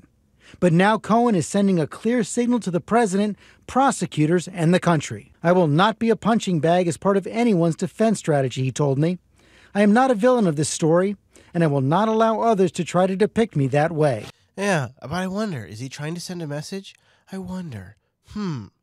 Let's preface this entire thing with a question, when it's obvious. And I love it. I think it's so great. I'm really curious to see where this goes. Where is this going to go? And is it going to get really dirty? So if you recall, they got, and this is off memory, so I could be wrong, but I believe it was 2 mobile phones from his office, and then like 11 other, quote, electronic devices. I suppose that could be everything from a PC or an iPad. But for some reason, and I don't know why, but for some reason when I heard electronic devices, I kind of thought recorders. You know, like little portable recorders. Could be that. Wouldn't that be interesting? And maybe that's why he's so willing to play ball. That's just Chris's bacon. Take that with a grain of bacon salt, which, by the way, if you didn't know, is actually a thing. And let's shift gears to immigration. Last week, I wrapped up our coverage on immigration saying, okay, well, these detention centers and the separation of parents and kids is wrapping up. But what the hell are they going to do about all of the families they've already separated? That breaking news at the border overnight, a federal judge ordering the government to reunite separated families within 30 days, and children under 5 must now be reunited with their parents in just 14 days. More than 2,000 of those separated children are still in federal custody. ABC's chief national affairs correspondent Tom Yamas is traveling with the Customs and Border Protection in Tucson, Arizona, and has the latest on all of this. Good morning, Tom. Out there by the cactus. Cecilia, good morning to you. This is a major headline. As you mentioned, there are still more than 2,000 children who were separated from their parents, and now a U.S. district judge in California setting a hard deadline for those families to be reunited. Here's what the order says specifically, and you laid some of these out there in the intro. First, families need to be reunited within 30 days. Children younger than 5 must be reunited within 14 days of this order. I like the clear, cold, calculated efficiency that, of course, is inefficient. If you're a kid, you've got to be returned within a certain amount of time. But if you're under 5, then it must be 14 days. Like they have this arbitrary line where they've decided that 5 years of age or less is the magical number. Something tells me that my 5-year-old and my 8-year-old would pretty much be on the same page when it comes to this particular subject. And the order also stops any future separations. The judge putting it very bluntly in his decision. Listen to this. The unfortunate reality is that under the president's system, migrant children are not accounted for with the same efficiency and accuracy as property. Certainly that cannot satisfy the requirement of due process. I like that the judge is getting in the political fray there and attributing it directly to Trump. Well done. Well done. And this weekend, I kind of got wrapped up unexpectedly in a small town here in the Pacific Northwest in these protests. There was hundreds of protests going around the country this last weekend. Hundreds of rallies were held around the country today under the banner Families Belong Together. to protest the Trump administration's immigration policies. Now, I mean, I'm not going to be this guy too much here in this episode, but this is a 2014 Obama policy. So it's not it was an Obama policy combined with a court verdict combined with a change in policy enforcement. So it's really it's like this triangle of shit is really what's happened here to cause this situation. But I do feel like whenever you have a situation that comes up, like a complex political situation, I feel like a measuring stick in which you can stick it in the water and say, yeah, this is some shitty water, is when everything gets collapsed down to a single variable. You've heard me talk about this before on the show, and I think it's really applicable here. When you hear the argument getting collapsed to a single variable, you know that there's probably something that isn't completely true to this. Like, this is coming from a belief system. Because what we do as humans, as individuals, is we try to simplify things. Oh, that son of a bitch is a Trump supporter. Boom, I can now write off everything he says. Oh, that guy, he's a crazy leftist. He's a leftist. I can write off everything he says now. It gives you an excuse to reaffirm your internal belief system. So what you do, and it's a matter of efficiency. It's actually pretty great. You know, it's probably what made us so dominant on this planet. It was we have a lot of efficiencies here. And one of the things we do is we collapse things down to their simplest variable. So the current situation with immigration is now Donald Trump's fault, which of course is ignorant to the last 35 years plus that have been leading us in this direction. It's completely ignorant to that. In fact, it's disingenuous, but it allows you to wrap your head around the situation super quick, identify what's outrageous about it, and move forward in a way that you feel like is contributing to the situation. Which is really validating, because let's be honest, we don't have a lot of time on this planet. So what the fuck can we do to actually make it worth the entire time we were here? What can we leave behind? We have children, we have things we try to do. There is limited time. People need something that is the fight of their age. So they go after things like this. You collapse things down to a single simple variable. It makes it easy to get angry. It makes it easy to take action. And that action can manifest itself in many different ways, in ways that people that have political agendas, like the Soros folks, like the Koch folks, many others, but those are the names that we all recognize. They avail themselves to take advantage of these people. And so you get stupid sons of bitches that are spending their entire weekend fighting for some rich bastard's agenda that they're completely detached for because they're just desperate to make a difference. Because what they do all day long doesn't matter. They wake up, they get themselves out of bed, they go to some stupid fucking job, they grind that shit out, they go home, they eat, they watch some TV, and maybe things go okay that evening. Like, there's not a lot, but there's, like, this is how I felt, at least. I mean, maybe I won't try to project here, but I'm speaking just on my own personal experience now. You want an opportunity to dent the universe while you're alive. You want to make a difference. You want your life to mean something. And as you get older, you realize this shit isn't going to last forever. And the older you get, the more you think about that. The more that gets on your mind. But when you're younger, when you're in high school, when you're in college, when you're in your 20s, you don't realize that it's in the back of your mind fucking with you a little bit, motivating you a little bit. Some of us do, but some of us don't. And so you're looking for something to make all of this worth it. You can go change an avatar. You can go tweet about your virtue. But the thing is, if you can take action, if you can get out there, if you've got an opportunity, if there's a website where you can go get a sign that you can hold up, if you can go get a pussy hat, there's action you can take that's making a difference. And that's what we did in the 60s, right? That's what matters. And so when I watch this, I can't help but feel a little disappointed. Because when I was in my local town this weekend and I saw this protest,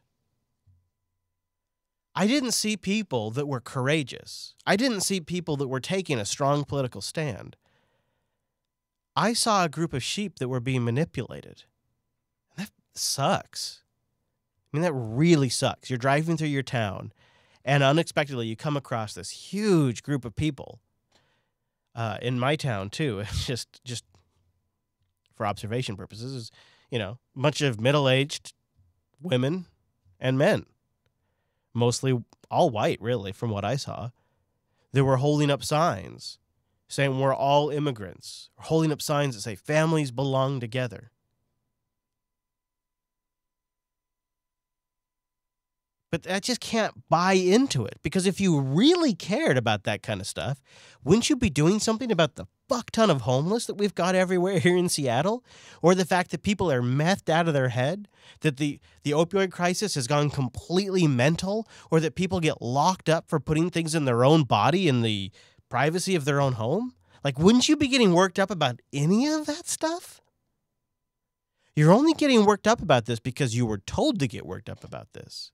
And so when I see you, I don't feel a sense of pride. I don't feel like a sense of camaraderie. I see a bunch of sheep, and it's so disappointing. And so this guy right here, this is the big opportunity. This is right outside the White House. Of course, Trump isn't there, but this is right outside the White House. So when this guy got up on stage, I was ready for a big speech. One of the rallies was in Lafayette Square, across the street from the White House, while the president is in New Jersey for the weekend. This portion is an hour and 15 minutes. Wave to the helicopters, he says. Woo! I love you! I love you too. We're here because there's parents right now who can't sing lullabies to their kids. Oh. And, well, I'm just going to sing a lullaby that I wrote. And this is for those parents. And we're not going to stop until they can sing them to their kids again. Okay. And then he does. He sings a lullaby. And he sings that for about 5 minutes, and then he walks off stage. And I don't know. I was watching, hoping to get something from it. And what I got was, I felt embarrassed for him. And you're not getting the whole story here. And you know that. Now, hundreds of thousands of people are marching in cities across the U.S. against President Trump's immigration crackdown.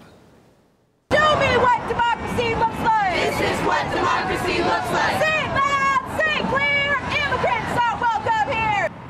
More than 700 rallies have been taking place in towns and cities throughout Saturday, from New York and Washington, D.C. to Los Angeles. Now, isn't it kind of funny that all of these rallies are happening 2 weeks after the policy change has happened that prevents this? I mention that because I think it matters, because I think it's demonstrative of what's actually happening. There is an organization. You don't get 700 protests. You don't get thousands of protesters. You don't have everybody in every city using the same signs by accident.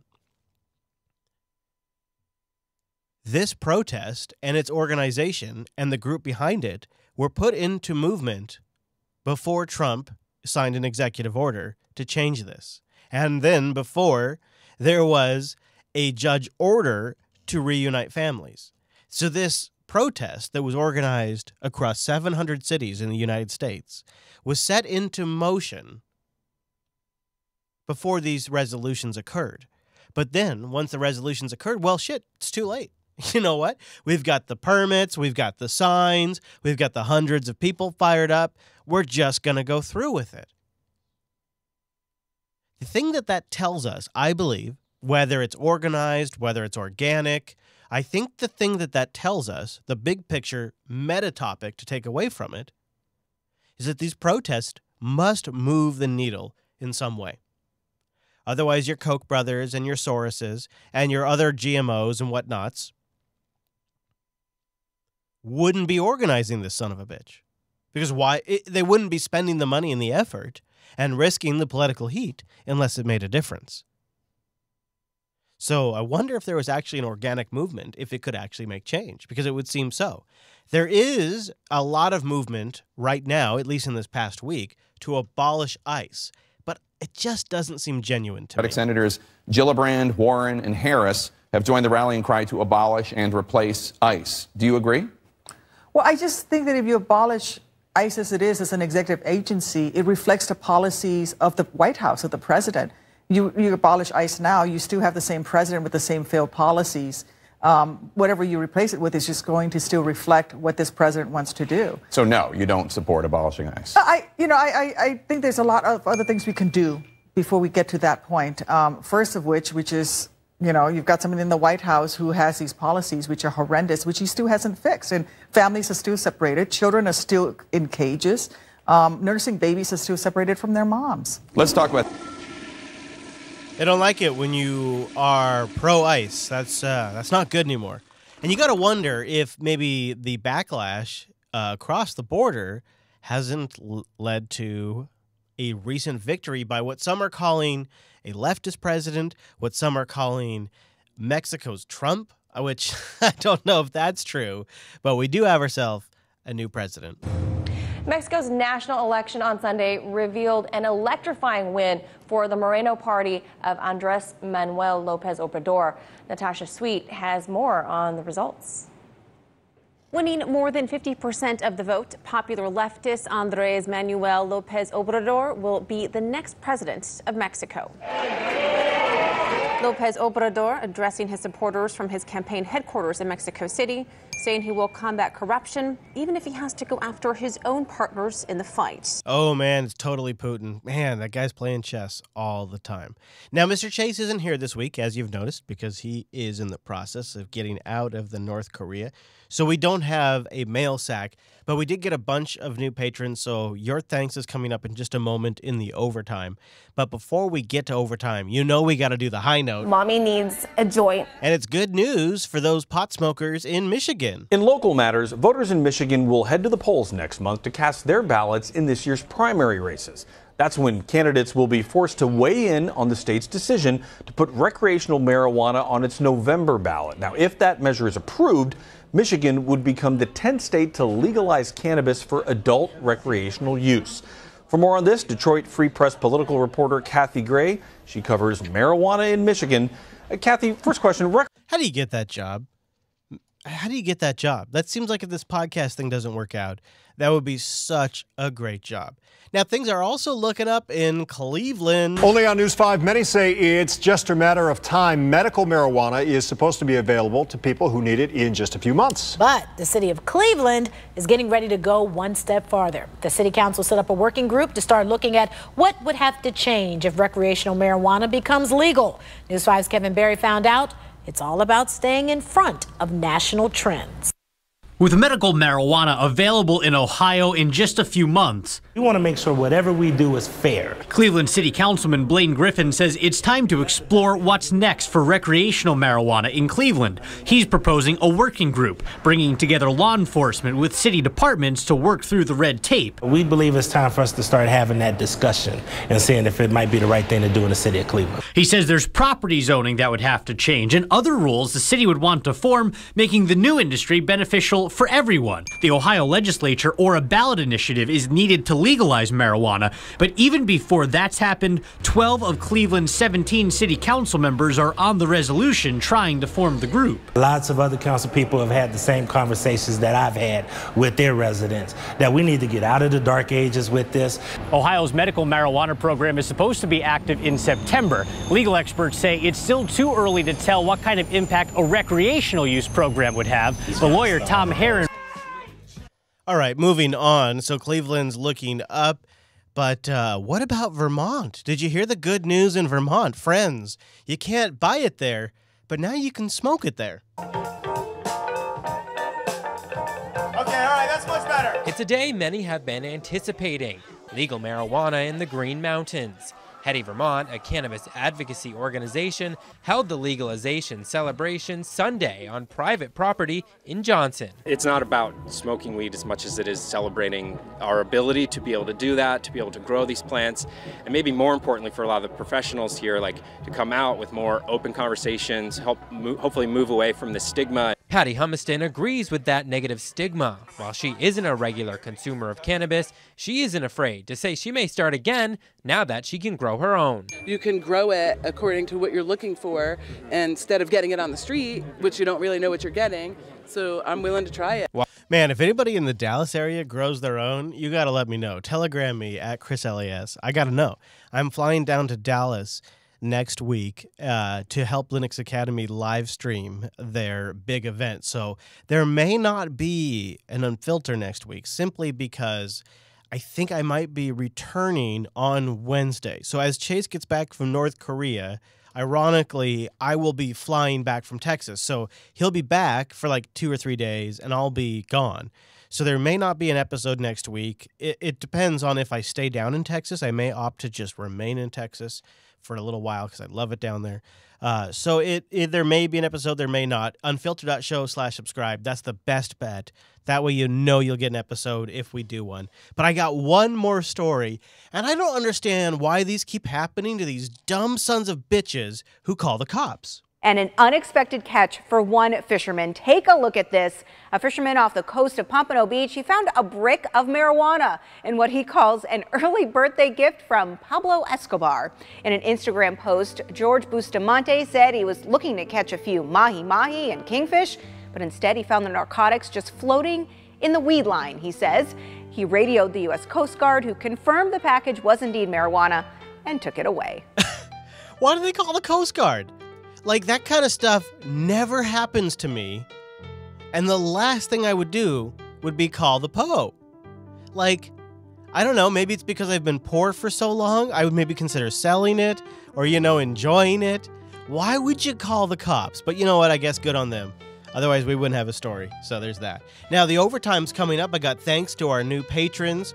There was some really interesting details that came out in a budget meeting about America's future war plans and why we're not done in Syria yet and what we're going to do about Russia building oil pipelines. All of that's coming up in the overtime. But if you gotta go, let me leave you with a bit of details. We might not have an episode next week, so Unfilter.show is where you go. That's where you get links to everything I talked about, Unfilter.show/285. And if I can make it happen, we'll be live on Wednesday. Go to jupiterbroadcasting.com/calendar to get that converted in your local time. Oh! I think that's probably all the details I have to leave you with. If you want to get me on Telegram or on Twitter, I am at ChrisLAS. If you're down in the Dallas area and you want to hang out, I might extend my stay. Let me know.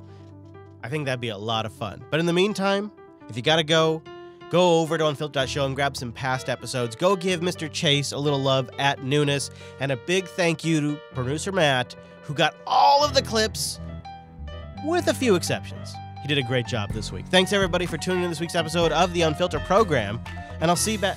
Well, I was going to say, it's not true, actually. I won't see you next week. I'll see you back here real soon.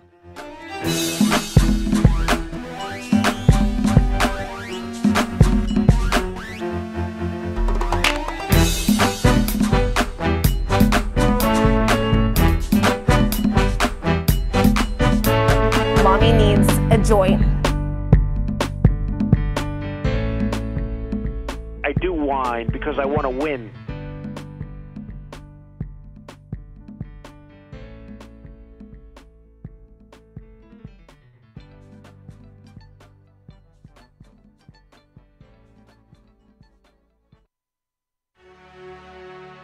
All right, let's title this sucker, jbtitles.com. Thank you, everybody. Had a lot of fun. I hope you enjoyed hanging out on America's birthday with me. The fireworks weren't too bad because it's still kind of daylight out here, so that worked out. As I kind of do the post-show stuff, by the time I get this thing posted, it'll be dark outside. And the fireworks will be going crazy because there's a Native American tribe nearby that can sell fireworks that don't have to follow the state's regulations. So they're fucking crazy. And it's just a war zone around here. It's an annual tradition. I don't even mind it, actually. I kind of look forward to it. But it doesn't make for good podcasting. All right, jbtitles.com. Grown Up America, Gowdy until proven, Gowdy mode activated, trolled into terrorism. Gowdy's trigger finger isn't bad either, I think. I mean, he's not going to be around for very much longer. DOJ barbecue isn't bad either. jbtitles.com. Go boat. So, if I'm flying back next week, I apologize. Otherwise, I may do the show live from Texas. So there may be a show. So just, I don't know. Just kind of stay tuned in. I'll try to keep the calendar. Even keeping the calendar updated can be challenging sometimes when traveling. But I will do the best I can to do that. jbtitles.com. Grown Up America is currently leading. Oh, actually, we got a three-way tie right now. Veratunda, She Wants the System D, and Big Kitty have a three-way tie right now. How about that? Between Gowdy's Triggerfinger, Gowdy Until Proven, and Grown Up America. The thing I like about Big Kitty's title is that Gowdy's Triggerfinger is relevant to the intro clip. And so that got my upvote on that one. Because I feel like that, when you can tie it all together like that, it just feels like a more complete package. Like everything's been thought out. So, Gowdy Getting Rowdy, though. Gowdy Getting Rowdy is rocking up to the top from She Wants a System D, submitted an hour ago. Gowdy Getting Rowdy. All right. So, if you're listening, you don't have to be in the chat room. If you don't have to be on the jblive.tv direct stream, you can be anywhere. Go over to jbtitles.com and vote this thing out. Because this is actually, Gowdy Getting Rowdy and Gowdy's Triggerfinger are really good. And I gotta... Rowdy Gowdy isn't bad either, Freck. That's not bad. Rowdy Gowdy isn't bad. I feel like I don't want to make it all about, well, I don't know, actually. I kind of don't mind. All right, we'll go vote it out. Gowdy Getting Rowdy is now up to 5 votes. Gowdy's Triggerfinger. Oh, man. Gowdy Getting Rowdy's pulling ahead. All right. I think that's it. I mean, that's kind of a clear... I'm going to revote right here. Boop, boop, boop, boop, boop. Yeah. Yeah, let me double check here. I got to run the math here for a second. Okay, and then we carry the 2. Right. 6, 7. Okay. All right, then I got this. Yep, all right. Right, okay. Right. Yeah, there we go. All right, yep. Okay, there it is. It's clear. Gowdy Getting Rowdy. It was a close one, Big Kitty, but She Wants a System D, who I think hasn't been around for a couple of weeks, comes in with a triumphant return. Not only dominates in the chat room, but also pulls ahead with a title. You know what? I think we got to give it. On America's birthday, it goes to She Wants the System D. Submitted 1 hour ago. Getting rowdy. Gowdy Getting Rowdy. What about, okay, so if I was going to rewrite this, what about Rowdy? No, it's fine.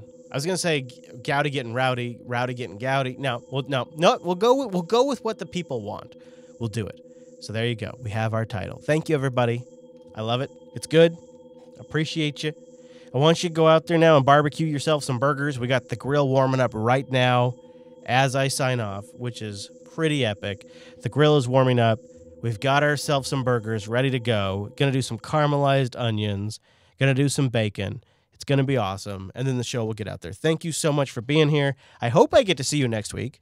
Who really knows? I don't know. But I'll make it happen if I can. Otherwise, have a great week and avoid the sun. Wear sunscreen.